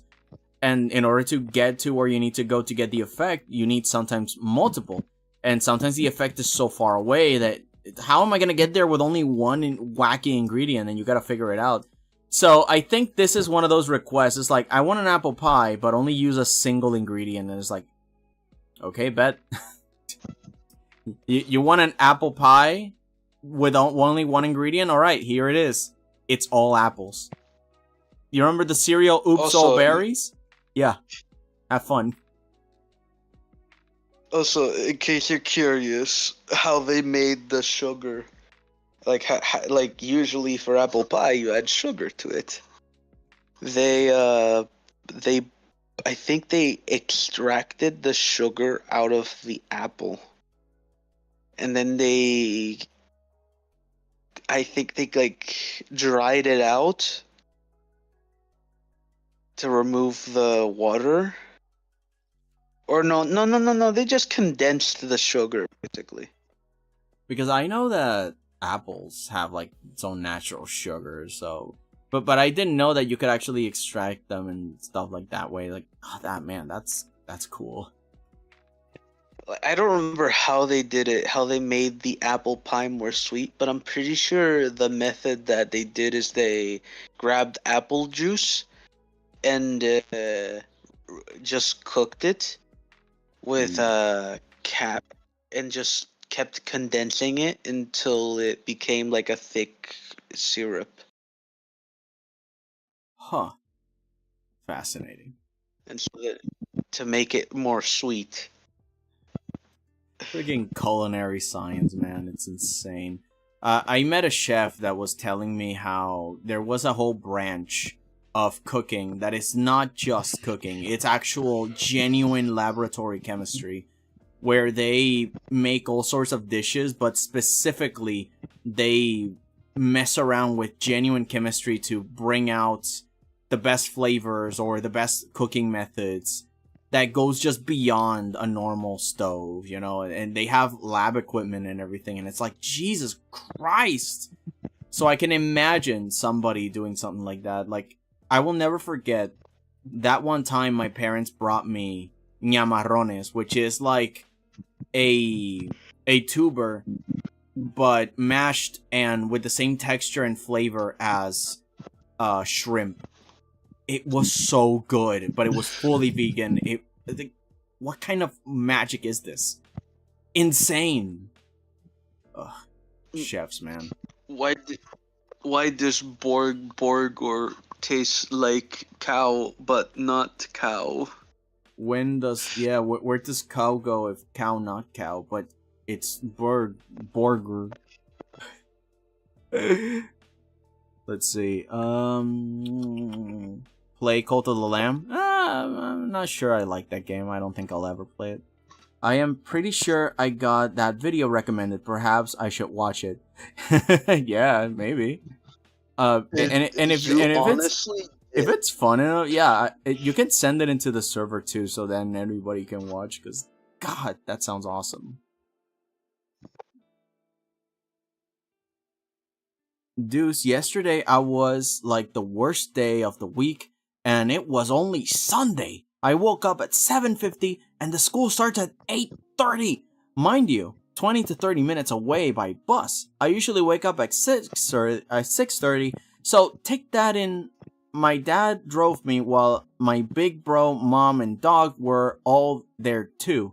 Since my big bro had a doctor's appointment, my mom had to go to work, and I was late to school. Same day was a test, and my hometown language, I was 15 minutes late. The extension time I had on the normal test was 10 pages, with like each page had both sides. Jeez, that's crazy. But did you finish the test? Because, you know, one thing is that the situation is terrible, another thing that you're a pro gamer and you're like, rah! And you actually do it. I was stuck on the last question. Oh, 20-30 minutes. Then I couldn't eat lunch in time, but the next lesson had a free period because the teacher was tired. Oh, wow, at least they gave you a break. I had time to eat, then I'm halfway into my sandwich.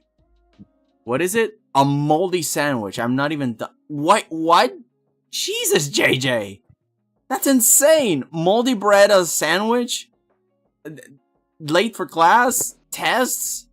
A terrible question that got you stuck for... Oh, God, I hate it when that happens. I'm on the last question, or I'm in the first question. And I'm like, you know what? I'll answer it later, because otherwise I'll be here all test. And then the next question is super hard, and I'm like, I'll do the next question. And I keep doing that and that until I finish. It's like, okay, I gotta start from the beginning. Oh, man. Anywho.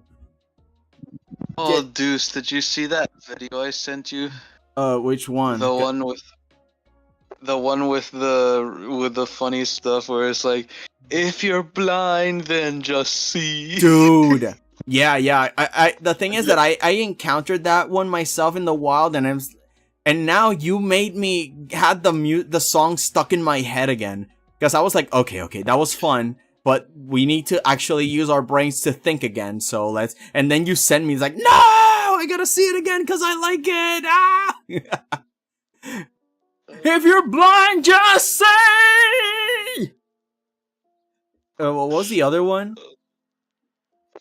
Just calm down. Oh, if you're anxious, just calm down. If you're having a heart attack, just defend it. Just defend it. Like, if you don't have a house, just like buy a house. Duh. It's like, this is so crazy. Oh, here it is. There's more. Poor JJ, what the heck? And I'm not done, and yes, I did finish the test. Oh, you pro gamer. So the next day is like, okay, we got free 2 hours before we're supposed to, but what? The bus just goes by me. What? I hate when that happens. I've been on public transport a lot of my life, right? and I make it on time, or I'm almost there on time, and then the bus is way too early. And in front of me, it just goes. And then it doesn't arrive by the next 30 minutes. After waiting, the bus gets here, but tons of little kids yelling and screaming, and no one's seats open. The bus is taking a huge... Are you Spider-Man, JJ? Are you Spider-Woman? Because this just looks like a day in Peter Parker's shoes. And then I go home. My dad is like, go vacuum the car and clean it up. Okay. I'm sorry. That's such a dad move, and I'm sorry. I would do it too. Hey, kid. How are you? Clean my car. And then I make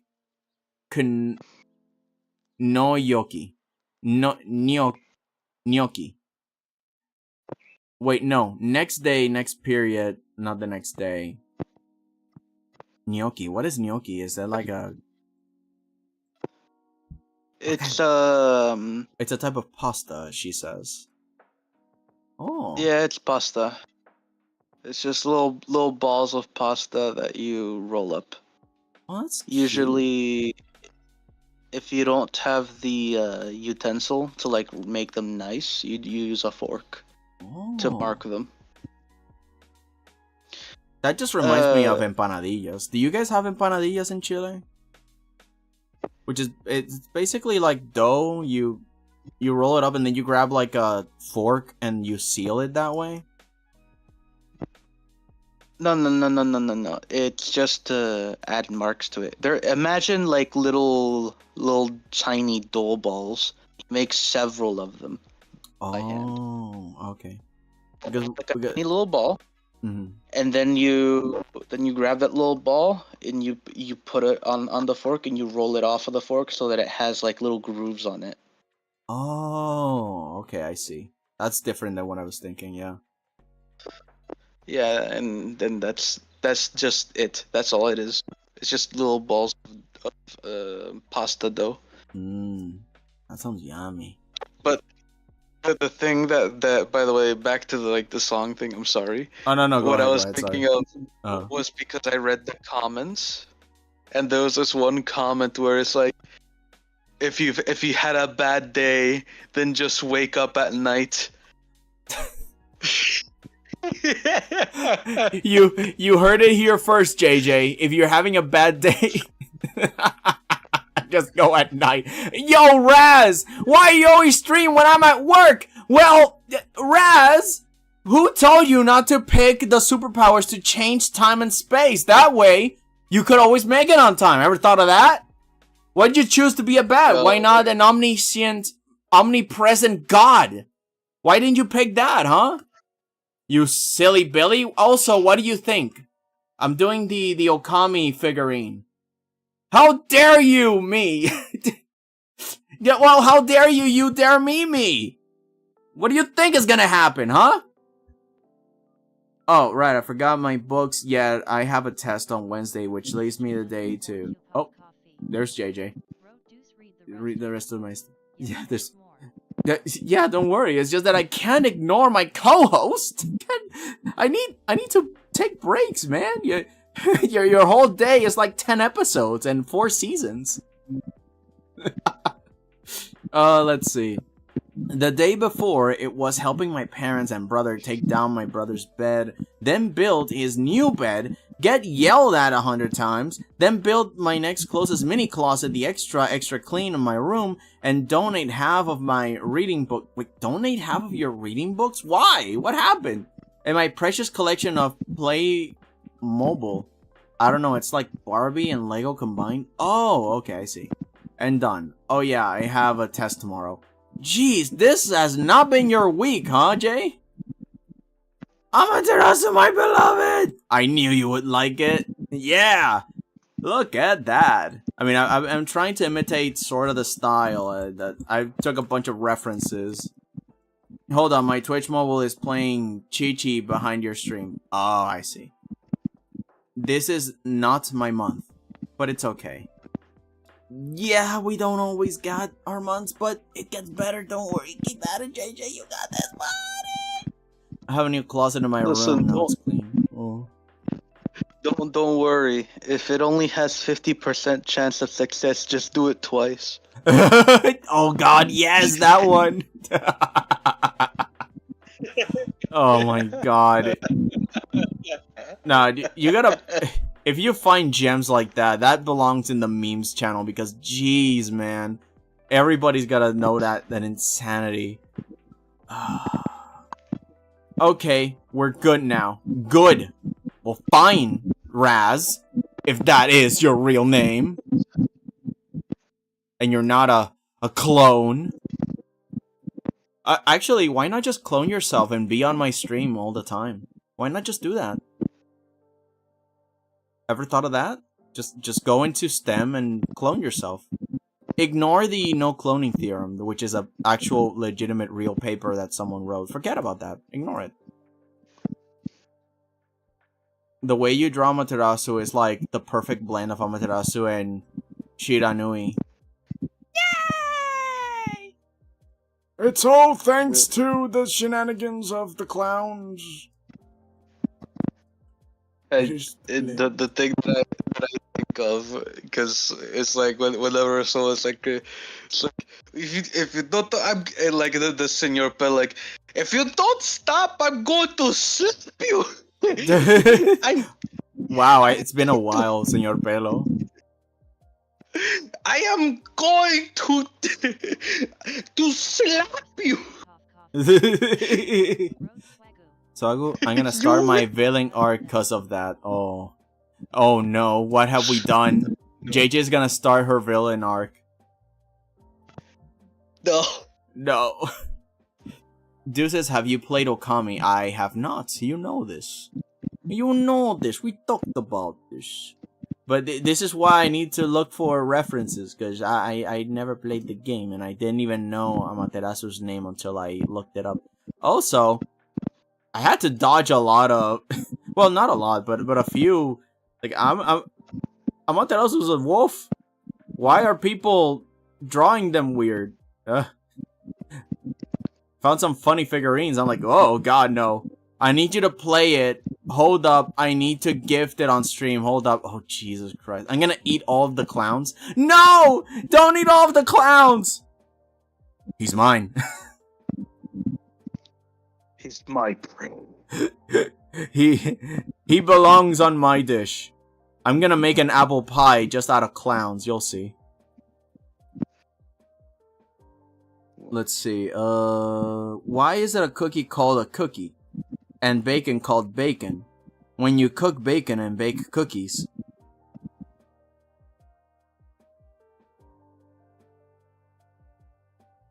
Lizard. What? Huh. Waffles, it's not time for philosophical conundrums, please. My brain cannot... God, but why do they do that? You cook bacon and bake cookies. Well, there goes my 2 brain cells. Congrats, Waffles, you've destroyed me. Dude, you're a day late for a birthday stream. I could have watched my Sheila and get drawn on my birth. Well, hell. Why are cookies called cookies if you bake them? Yeah, why? Why does that happen? You don't cook cookies, you bake cookies. But bacon. You don't bake bacon. You cook it.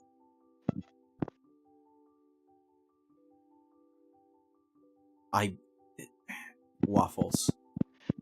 It would make more sense if cookies were originally cooked. But And bacon was originally made. You know, it actually does make sense that bacon was originally baked. it does. Because that would mean that it derived off of someone cooking a pig inside of their oven. And then they decided to, you know, eat a bit of the thin skin. And it's like, oh, this is pretty good. I'll call it bacon. History is often stranger than fiction, ladies and germs. And I guess you could derive it off of baking. Like Huh. I'm baking a pig, so it's like bacon. Haha, joke's on you, Waffles. Swagu just solved the age-old question. And it could have been because it was they could have called it bacon because it was baked off of the kin of the pig. And that's the last of my brain cells. Congratulations. You have answered the age-old question. And now, 42. Bake the kin? Bake my kin? Wait, if I'm baking my kin, 6, is this like Orwell? Is this frigging Animal Farm? Baking my own kin?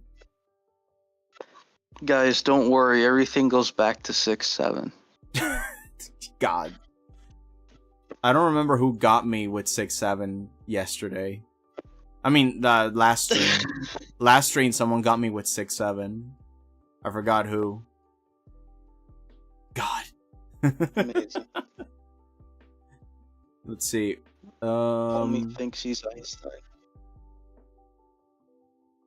Okay, I'm caught on. It's Raz crying on Twitch, Waffles giving us philosophical questions, and JJ threatening to eat all the clowns. Today's a perfect day.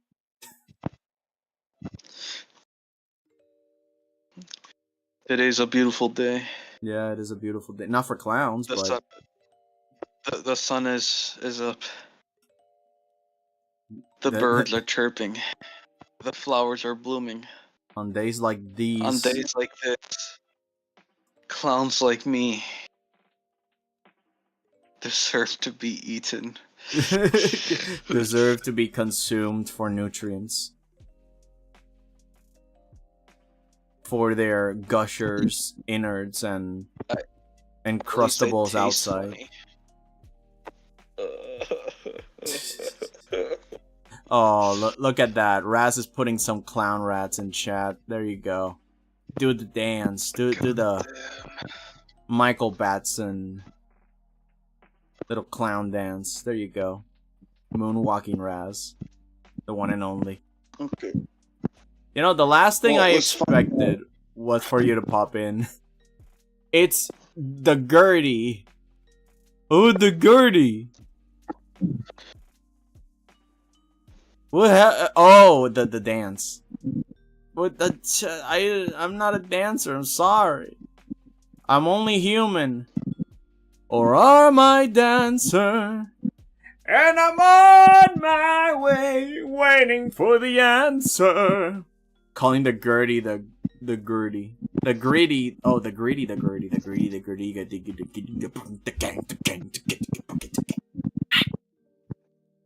The greedy. I didn't notice that it was the greedy. Sorry. I have sinned against the Raz. Razzle-lashes. What?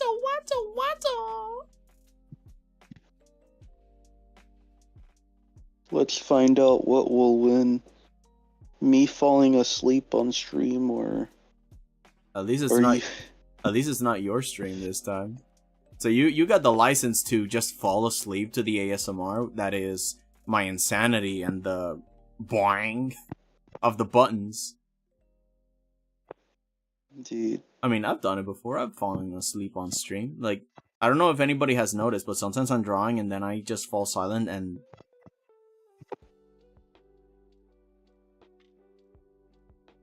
Yeah. You see, like, the line drifting. It's like, whoa, look at that technique. Deucitz knows the way of the pen. Look at how that's subtle. And then, oh, sorry, I was asleep, guys. Oh. You're so good that you draw in your sleep. Oh, yeah, look at that very subtle line. It just goes like, it's definitely what this art piece needs. This really careful line. Raz, you crazy clown. I send you There was JJ this canon one- reaction to the past month. It's test times like where they gave you 2 tests every week. This week is 3 tests, and picture day is TMR. Oh, picture day is tomorrow. JJ canon reaction to the past month. Jeez. You know, the worst part is that I think this happened to me at least like 2 or 3 times, where I was in the middle of like doing a job, and I didn't even realize it was happening, but I accidentally fell asleep at my desk while waiting for a video to render. Well, but that's fair because video renders in 3D take billions of years, depending on the complexity, so I think you're based. Like, I've friggin' fallen asleep while it renders. What else are you gonna do? The thing is, it's usually when I'm like, okay, I gotta deliver this like literally tomorrow, and I kind of like did other stuff during the week except for working, and I'm like, well, I can finish it in a day. Oh no, and yeah, so I do. That's a mood. That's a mood. That's me. And so I end up doing it in a day, and it's still pretty damn good. The issue is that's like, well, I didn't. I guess I'll wait until it's done rendering and then upload it, and then it's just all ready. No, but the difference And I can is get that some the feedback. difference here is that you actually make it and succeed. I'm here like, oh my god, no, no. Oh, but if it's like a 3D render and you touch anything while it's rendering, it's kind of like that one meme. That's why I love Nestle Crunch. Pah! Ah! Something just blows up in the computer. No, for me, it's just like, it usually starts with me just like waiting. So I start watching videos while it renders. Mm-hmm. And then it's just like, oh, man, this video is pretty cool. And then I slowly start leaning on my arms. Mm-hmm. And so I lean my chin on my arms while I watch the video. Oh, I see. Just slowly And then sink it's just in. And then it's just like, man, my arms are so uncomfortable, so I put them in a more comfortable position, and it's like, ah, man, my chin is jabbing into my arm. It hurts. So I lie my head on the side of my cheek. Also, by the way, guys. I fall asleep. By the way, guys, this is JJ sending me her canon reaction to all the shenanigans in her month. You know, typical teenager stuff. It's beautiful. Man. Yeah. It happens. Nah, but Swag is here, like, sinking into this deep sleep. I do indeed have my eyes closed on my bed. Oh no, we're losing him, guys. Speaking of having people, I don't remember if I gave Raz like a license to enter the streaming room. I think I should. I've been wanting to give.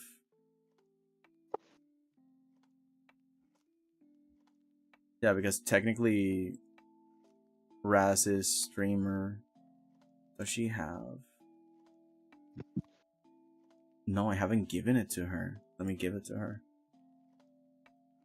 Very cool. Yeah, there you go. So, Raz, if you are even though you might still be in the job, but you have a chance to pop in, you can totally just give me a license to do what now? Stream is stuttering. Oh, hang on. Let me then write it down.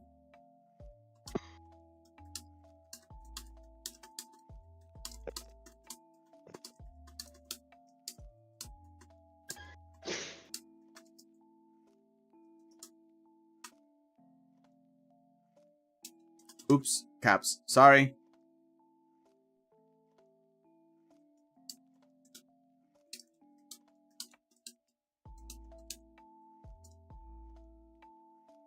Ras is streamer. Sometimes I mean, 3 times a week. What do you mean? Well, you stream. You have a model. Come on. You are officially one. It doesn't matter what you think. What you think.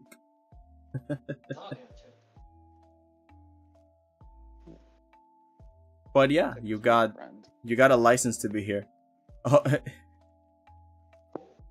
hold up, where did I even get the PNG of my emote or the thumbnail? Lemao. I have my ways, Raz. Dudes, I'm very laggy.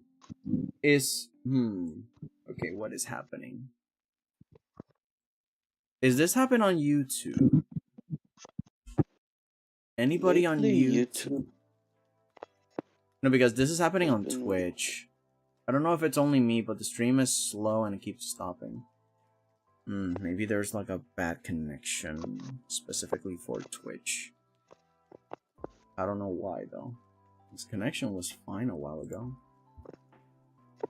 For me and Pedals, regretfully mine, we were having issues where our bitrate was dropping to like 0.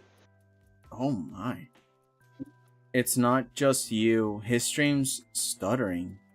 Oh. So it's probably just a YouTube problem? YouTube is not receiving enough video to maintain transmission. So something's wrong. Something's going on. I swear to God, they did something at YouTube and it's doing really badly. And all of it is just kind of like telling me that it's a network problem. So I like tried to do a lot of stuff to fix the issue. Cause I'm using Starlink. It might be because I'm using Starlink. But then I check and everything is telling me it's not Starlink because Starlink is doing really well. No, that's the thing. I'm not using Starlink. And I'm just here chilling on OBS and Stream Elements as some of the background stuffs. So you're having some like crazy bitrate drops on YouTube? It says 200 and something kilobytes per second. It's on the green on the signal though. Frames dropped is 0. There's a 1 second delay apparently, it says on the stats. But then at the top, there's like a yellow error that it gives me like, oh, there's not having enough video, something is happening. I was having bitrate issues on Saturday doing Stardew Night. Oh, you too? So yeah, I guess it's just gonna be an internal problem because my stats should be fine, but they're not. So yeah, that's where I'm kind of clueless in here. Like you said, it must be like a network problem, not us.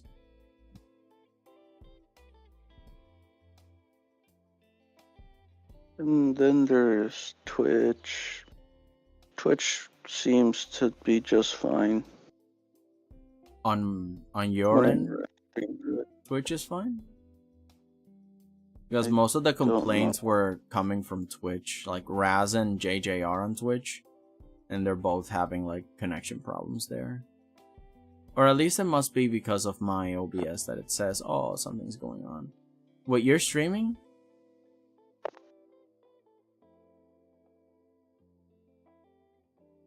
Me? Yeah, are you streaming, Swag? No. No? Okay. I'll do that later today. Ah, okay. When I wake up. When you wake up. Yeah. Swag, I hate to tell you this, but you're not dreaming. You're awake. This is real life, buddy. Don't eat the chickens. Awake. They're real.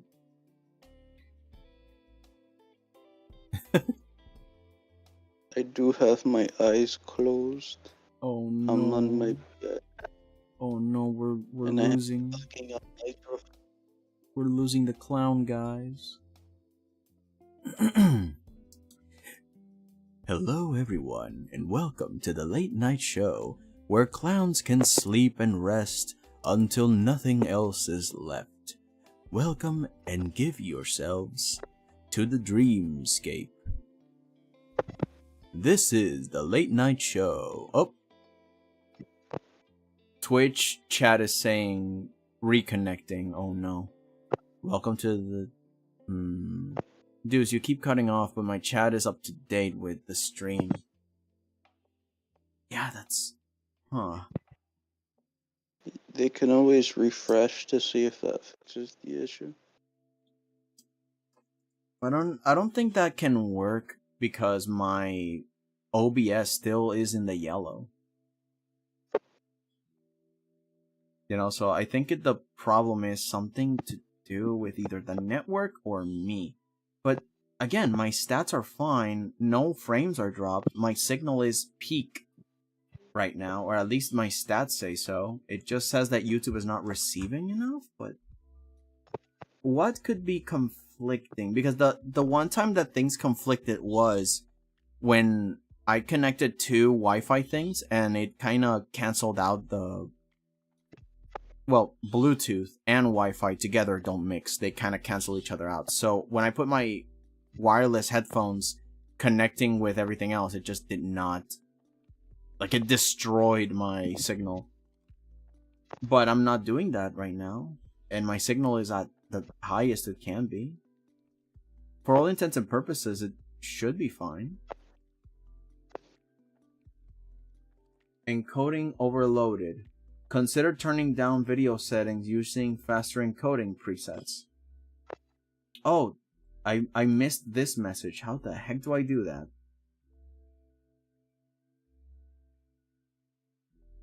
Encoding overloaded. Alright, let's look at the settings then.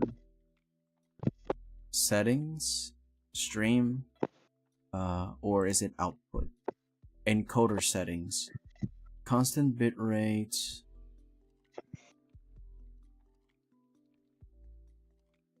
Faster encoding settings. So let's move it up to medium quality. Apply. Let's see if that fixes something. Oh, it's doing something. For YouTube at least. It's still giving me the error.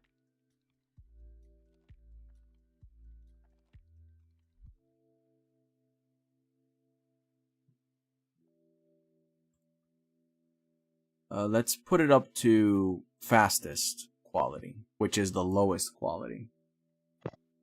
Let's try that. It's loading. Applied.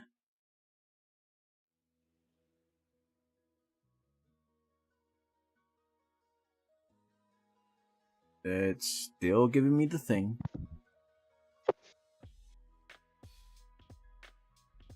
Maybe I'll keep it like this for now, and then I'll put it back to high. Let's see, replay buffer. I even reopened Twitch and refreshed like 6 times. It might just be Twitch. Twitch has been very messy lately. Well, yeah, let's see.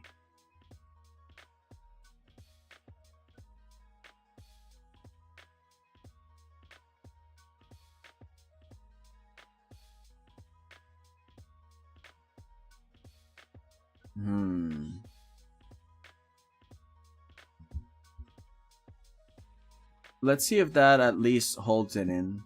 Select transmission and the live thing. It still says that it has problems, but I moved the rendering thing to the lowest quality.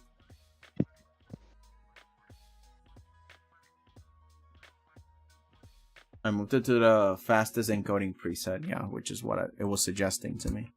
Let's see if that does something, if anything, because I can't really restart OBS. But anyway, yeah, what I was saying before, if Raz can hear me, is that you can join VC if you're not too busy at work and you're still at your break. At least to say a few things, I don't know.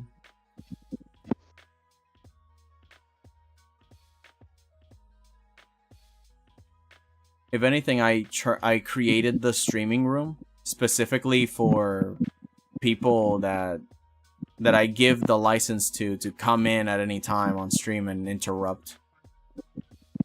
It's fun to have company, even though they fall asleep on stream. Just kidding.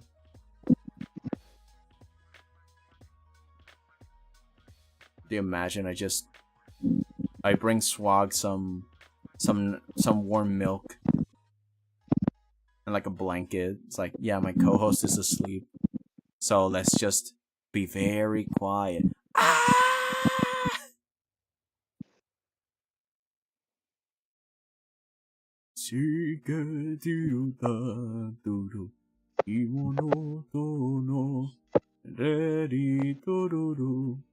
What I'm curious about is the playback, because I wanna see what happened today and see if it won't cut off most, if not all, the recording, because it does that sometimes. It's frigging annoying. But yeah, let's see how it actually records, if at all. That will suck, but yeah. Holy crap, this is nice. I'm so happy with how this is looking. I'm so satisfied. Super satisfying, man. Skip ba ba ba dee ba doo ba ba dee ba doo da skip ba ba doo doo da da da da ba ba ba da ba ba ba da ba da ba da da ba da ba da da ba da da ba da ba da da ba da ba da da da da da da da da da da. Smoking. Bam, ding ding ding ding ding ding ding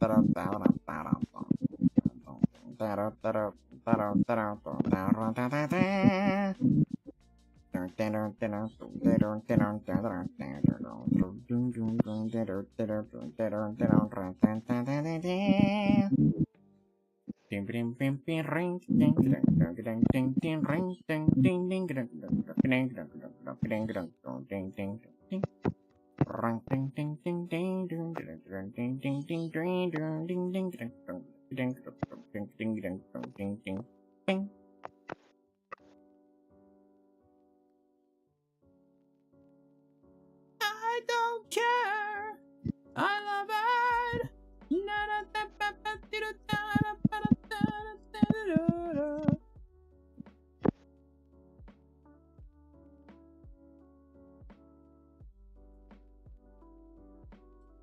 Okay, I think it's done. So what I'm going to do is wishing wand. And I'm going to select all of the outside. And then all the negative space. All the negative space. That'll be in the background. And that'll cover it up. I think it's done. So what we're gonna do is move the chats to the side. Make a new layer. And the selection, we invert it, Control-Shift-I to inverse, and then click the mask. We make a mask, and then we click the actual layer, not the mask. We grab a neutral color, like, I don't freaking know, like maybe like a nice bright orange, or a more saturated orange like this. And, oh, no wait, white, because frigging Amaterasu is white. Oil paint brush, so we can have like a clear color that is without texture, at least as a base, and then we just do the thing, and there you go, we have it. We have the beautiful wolf. Geez, that's actually good. I like how it does. I like how it looks. And then we delete the sketch. I'm going to move this drawing reference higher up here. Go.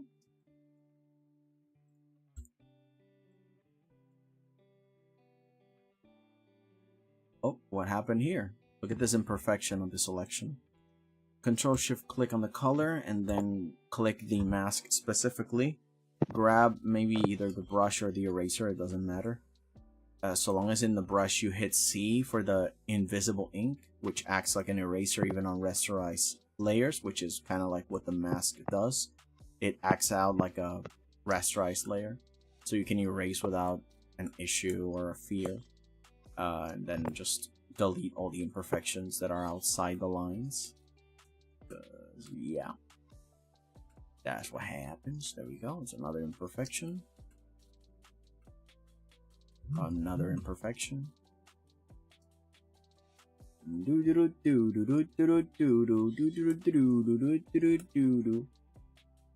Take a closer look at that snout.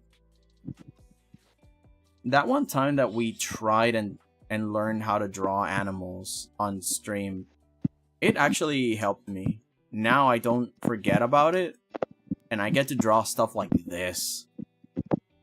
And it like feels right. It feels naturally good.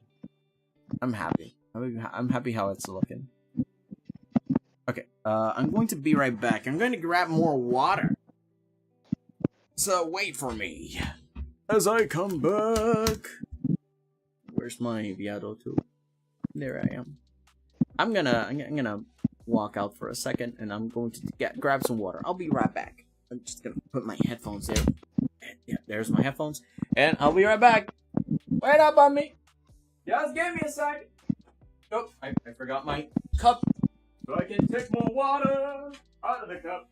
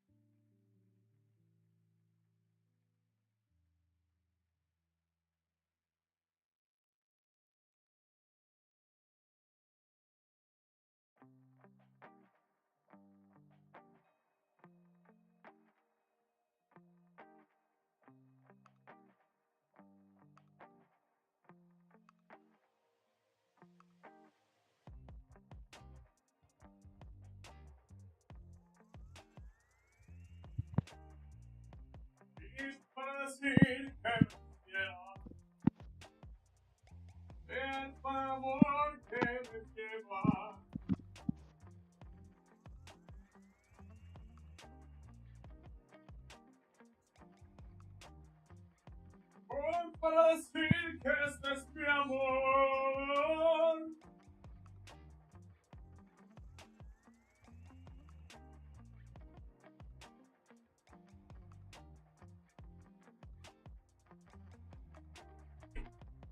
Renunciaría todo simplemente a cambio de que un día me quisieras. Woo. All right, more water. And I got baby tomatoes. I got baby tomatoes. They are adorable and nice and delicious. Okay, I'm back. Wait, where am I? No, Violating, what you do? Where are you? Okay, here I am. Just gonna sit there. That's my sleeping buddy. Yeah, he asleep. He died it. I'm doing a test. I'm going to send you a drawing. I just finished. Let's see when you get the string gets the versus when you get the message versus when I see the message. Okay, I got the message now. I'm going to click on your thing and show the Discord window capture. Oh, you painted it.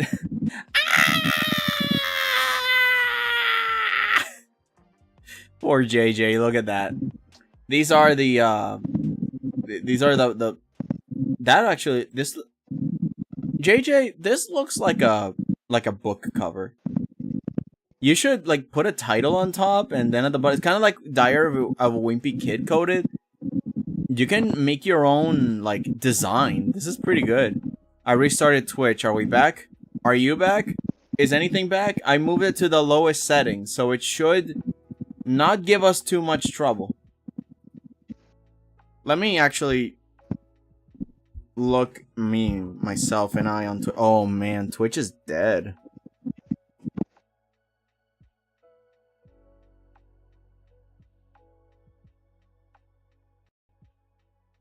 JJ_Q_Coffee. Wrote Deuce, look into chat, please see.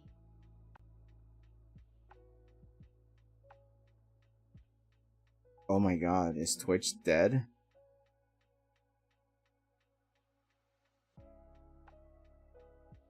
I'm looking right now and jeez.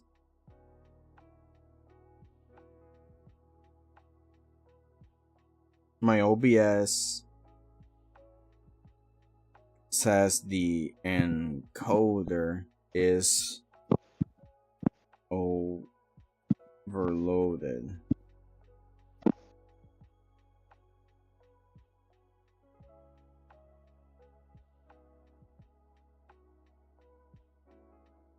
I moved it to the lowest settings, but still this. Yeah, I'm a huge delay, but YouTube is too much delay, way more than Twitch. Yeah, I don't know what's going on. I don't know how to fix it. Let me check my... Okay, let me see. Task Manager.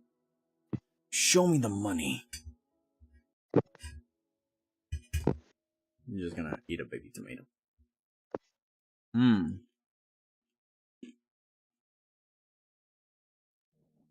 Okay. So I'm going to end task on Discord for just a second. Lower memory. OBS is taking a lot. Desktop window manager. Is it like the file explorer? Why is the window manager taking so much? I'm on a timing. What are you grabbing? Water? Yeah, I grabbed water. I grabbed water. Oh, I accidentally ride because if I take swallow, I'm stupid. Okay, so let's just end the task on the browser for just a second. We're not gonna have music for just a little bit. I just need the memory to go down. We have 75% memory now. And OBS is taking like a lot of it. Weird enough, Clip Studio Paint isn't taking a lot. Let me take away the Wisteria Castle, save it, and also the brush experiment. So even if the task manager says that we're not taking too much resources out of CSP, but I want to make sure.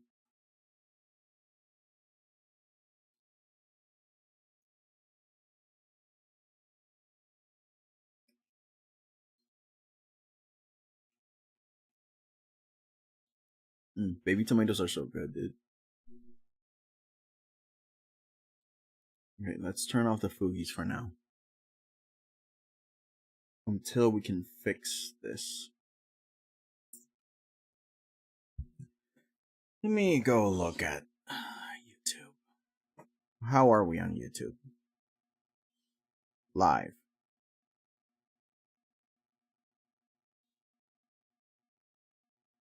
And we're paralyzed. Fully paralyzed. Alright, so let's go look at...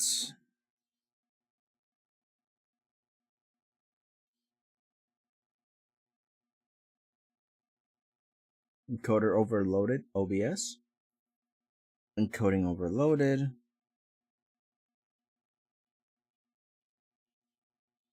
First thing you need to do is go to the OBS icon, right-click it, go to Properties, and then Compatibility, and make sure that Run this program as an administrator is checked. Once you've done that, you can go to the OBS settings and under Advanced, choose the process priority above normal or even high. This is how you can fix OBS Okay, issues so let's try with that. and drop frame. First thing you need to do is go to the OBS icon, Go to the right-click OBS it, icon. go to Properties, and then Compatibility, and make sure that Run this program as an administrator is checked. Once you've done that, you can go to the OBS settings and under Advanced, Where is choose the process OBS? Here priority it is. above normal or even high. Okay. Show more properties. Properties. Here we go. Properties. If you're tuning in just now and you can actually hear me, yeah, we are trying our best to fix things. Okay, so I hit that, and then Go to the OBS settings and under Advanced. no, hang on, back. Run this program. Run this program as an administrator. Administrator is checked. Once you've done that, you can go to the OBS settings and under Advanced, choose the process priority above normal or Settings. OBS. Advanced settings. Process priority. even high. This is how you can fix Okay, so it is at high.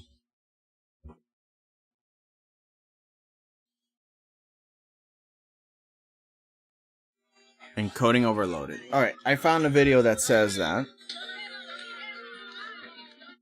Are you using OBS and getting encoder overloaded error? Well, in today's video, I'll show you how you can possibly fix that.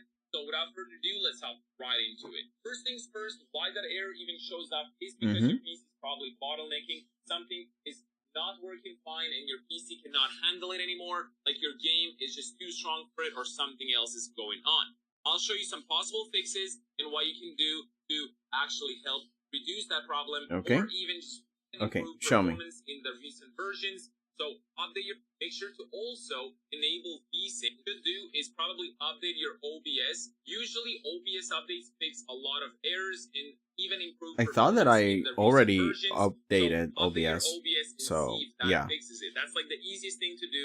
If the error shows up when you're playing the game, make sure to go into the game itself and then lower the in-game settings. Make sure to also enable these to handle it, and then OBS will start lagging. If you limit it, it will not push it too much.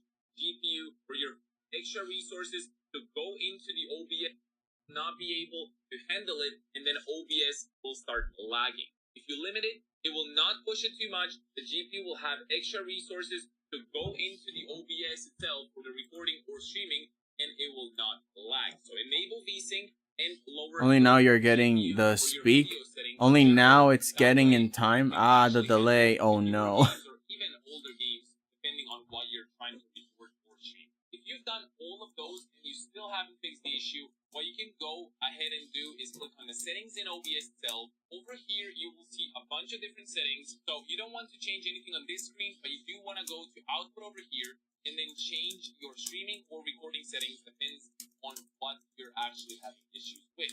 So if it's recording, go to recording over here, and then what you can do is change your video encoder. This is where the problem usually starts, and recording settings depends Okay, on let's what see. you're actually having issues with. So if it's recording, go to recording over here, and then what you can do is change your video encoder. This is where the problem usually starts and what usually happens that causes the encoding overload to, appear. So what's the video encoder? It's basically what is used to encode everything that is being recorded, either your GPU or your CPU. If you have the new NVIDIA GPU, Okay, the let's see. recording settings depends on what you're actually having Settings. issues with. So if it's recording, go to recording over here, and then what you can do is change your video encoder. This No, is hang on. the Wait, settings in OBS itself. Over here, you will see a bunch of different settings. So Mhm. you don't want to change anything on this screen, but you do want to go to output over Output. here, and then change your streaming or recording settings. Depends on what you're actually Okay, I'm having streaming. issues with. So if it's recording, go to recording over here. that causes the Okay, recommended. yeah, show me streaming. Show me streaming. Load that as faster and faster speed, but then the out, and then you will see the tuning to low latency or ultra speed. That way, bottlenecking, and it just fine. Low if this. Okay, so I guess it's the same because he doesn't talk about streaming. Okay, let's see. The quality, and it will be able to have any of the encoding over here, and then change your streaming or recording settings. Okay, let's see. On what you're actually having issues with. So if it's recording, go to recording over here, and then what you can do is change your video encoder. This is where the problem Where's the video? starts and what usually happens that causes the encoding overload to, up here.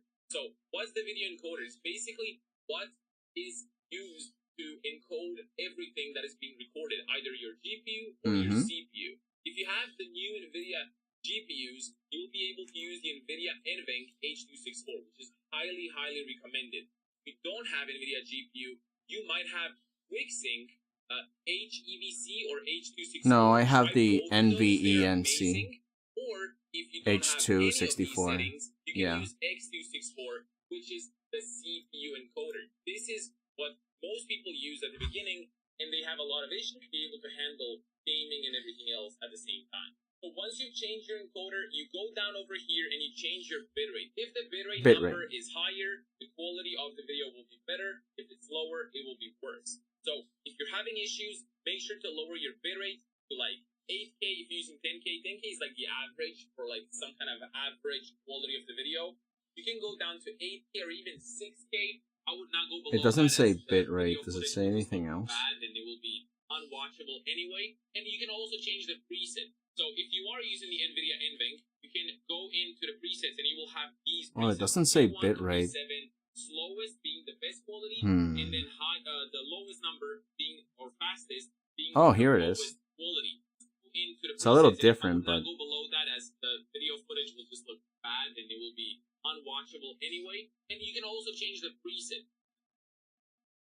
Better. If it's lower, it will be worse. So if you're having issues, make sure to lower your bitrate to like 8K if you're using 10K. 10K is like the average for like some kind of constant bitrate. Video. You can go down to 8K or even 6K. I would not go below that as the video footage will just look bad and it will be unwatchable anyway. And you can also change the preset. So if you are using the NVIDIA NVENC, you can go into the presets and you will have these presets from P1 to P7, slowest being the best quality, and then high, the lowest number being, or fastest being the lowest quality. So you want to go in and change these numbers depending on when the issue stops. So like just keep going faster and faster and faster until you see the issue stop. Obviously, the fastest you go, the worse quality it will be. So find like a middle ground where the footage looks alright and it does not look, too bad. So find the middle ground and then you will be set up over there. You can also change the tuning to low latency or ultra low latency. That way you're not using high quality and your GPU will not struggle as much. What you can also do is go to a video over here and then you will see the resolution. So depending on your monitor resolution, your base canvas resolution should be set to your monitor, which for me is 2K. If you have a 1080p monitor, set it to 1080p. Hang on. Low latency or ultra low latency. That way you're not using high quality and your GPU will not struggle as much. What you can also do is go to a video over here and then you will see the result. The tuning to low latency or ultra low latency. That way you're not using high quality and your GPU will not struggle as much. What you can also do is go to a video over here and then you will see the resolution. So depending on your monitor resolution, your base canvas resolution should be set to your monitor, which for me is 2K. If you have a 1080p monitor, set it to 1080p. But then the output scale resolution should be something lower than that if your GPU cannot handle it. So I have it set to 2K because I record at 2K, but if you have like a 2K monitor and you want to record at 1080p, I would highly recommend that. Or even if you really are struggling, you can go 720p, which is 1280 by if you're just recording. Should help you with the encoding overloaded issue. It's usually caused by the PC bottlenecking and it just, cannot run the two things at the same time, like recording or streaming and gaming at the same time. So you need to lower some things until it works. Okay, let's lower some graphics Let's settings, refresh or lower this. your Let's OBS save settings. the That's art. basically it. If you guys But like let's this turn video, off make sure to drop a like. It would mean the world Clip to you. Let Studio me know Paint down in the comments below if to this see if helped you. that sort Also, of if you don't already makes. know, I do stream on Twitch 3 days a week. Link is down in the description below. If you want to see more of my OBS guides, make sure to check this video right over here. Anyway, I'll see you in the next one. Peace out and have a good one. Bye bye. I'll just give a like to this because if it doesn't work, I'll have to go back to it. Quick reduces lag and CPU usage. OBS Studio on your main window. Right click and select Enable Preview. This is going to remove the preview window and you'll see that you'll have smoother streams and your CPU usage will be low. If you're a streamer, subscribe for more tips like this. Use OBS Studio to be able to stream. It's a quick way to be able to reduce it. Okay. There's that.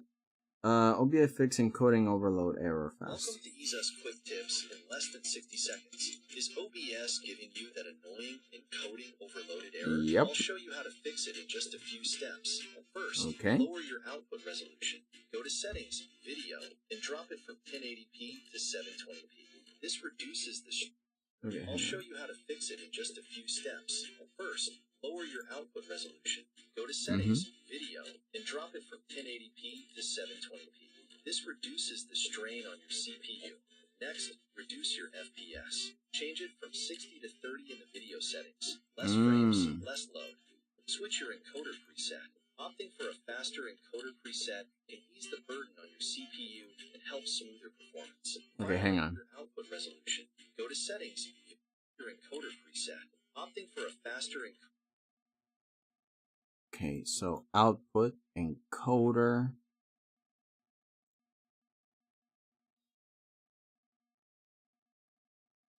Encoder preset.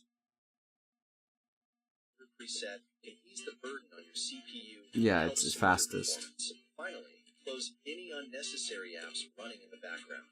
Free up those resources for OBS. And don't forget to change process priority for OBS. Yeah, it's on high in the process priority. I think. Yeah, it's in general. Output and should say high. Advanced process priority high. Show active outputs, warning on text, yeah. And my thing says 80%. What is taking out so much? Is it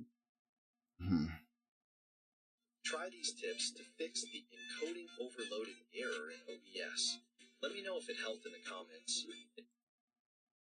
I guess I'll just do restart OBS because, you know, stuff is happening. That's big enough. Let me go back to my YouTube stream and see if anything's changing.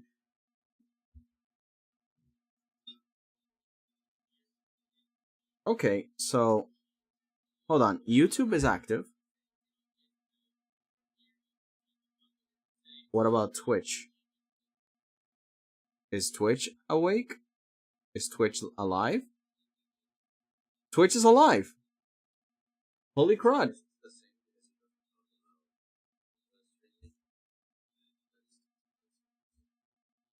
Wow, it's super delayed though. But it's working.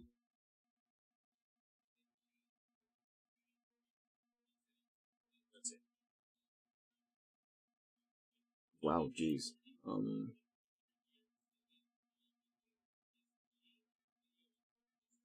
Okay, let's bring that back. Output.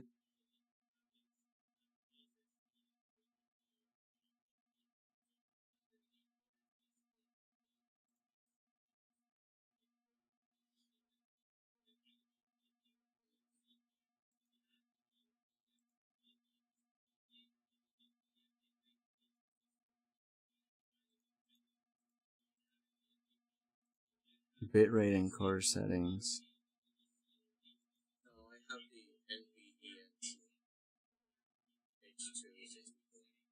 Wow, it's super delayed, dude.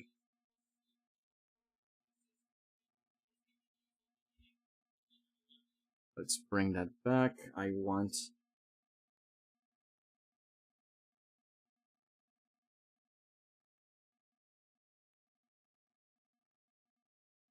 less latency.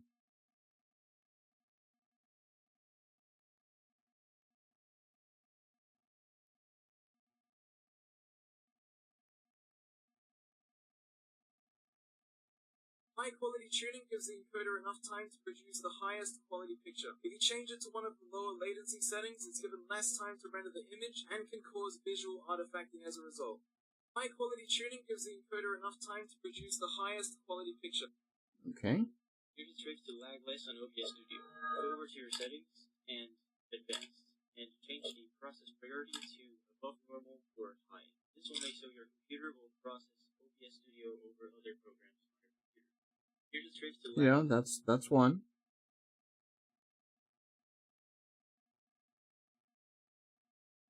How to sync your audio and video for live streaming.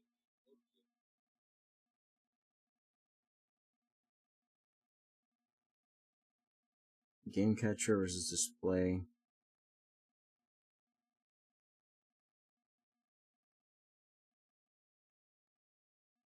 To fix stream delay. Back at Subway, the deli series I box don't is want to eat at Subway. $6.99. Choose to find a 6-inch Daily Hero Plus. Hush. In today's video, I'm Yeah. experience and Okay. Open the settings. Come on. Studio of your streaming quality. Next, click on the Settings button, which will bring up the main settings window of OBS Studio. This is where you can adjust various options, where you configure settings directly affecting your streaming performance, including latency. Are we having technicalities? Super. Look for the drop-down labeled Streaming and give it a click. Here, you'll find. But we are kind of back because I lowered everything and I turned off all the unnecessary stuff in the background. So we should be back. The problem is we're not super live. We're kind of laggy. We're like very late. Like I assure that it's been like 10 minutes before you get to hear me actually respond to you, Sky. Welcome. Specific settings that control how Unless your I video is fix processed this. and transmitted during a stream. Our focus now shifts to the encoder settings. When you click on this, you're diving into the technical heart of your stream's encode. Hurry up. Prioritize smooth streaming over resource consumption. However, balance this with your computer's capabilities to avoid overloading your system. The final piece of the puzzle is adjusting the key prioritize across an option labeled Profile. Select the profile that best supports low latency. Typically, profiles labeled High provide fewer delays as they prioritize smooth streaming over resource consumption. However, balance this with your computer's capabilities to avoid overloading your system. The final piece of the puzzle is adjusting the keyframe interval. Keyframe interval. 2 seconds for optimal performance with most streaming platforms. The keyframe interval determines how often a complete video frame is sent out, which helps in reducing latency by ensuring that the stream doesn't lag or buffer. I mean, technical issues, yeah. There you have it. You've now optimized the settings in OBS Studio to reduce stream delay effectively. Testing these settings in a live environment is a great idea. You might Yeah, need to make I'll slight have to adjustments based test on your that. internet connection and system capabilities. Settings that get results.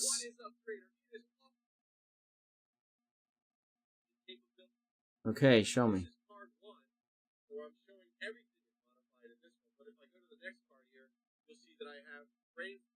Mmm.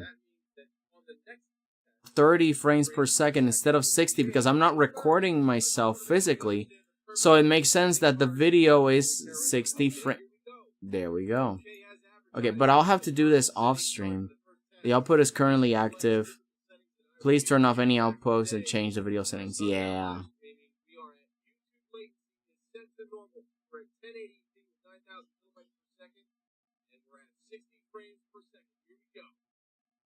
Okay, so that will be the optimized version that I'll have to do later.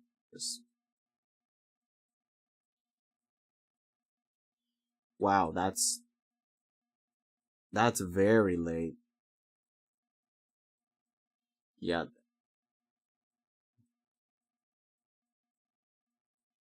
Come on, clap.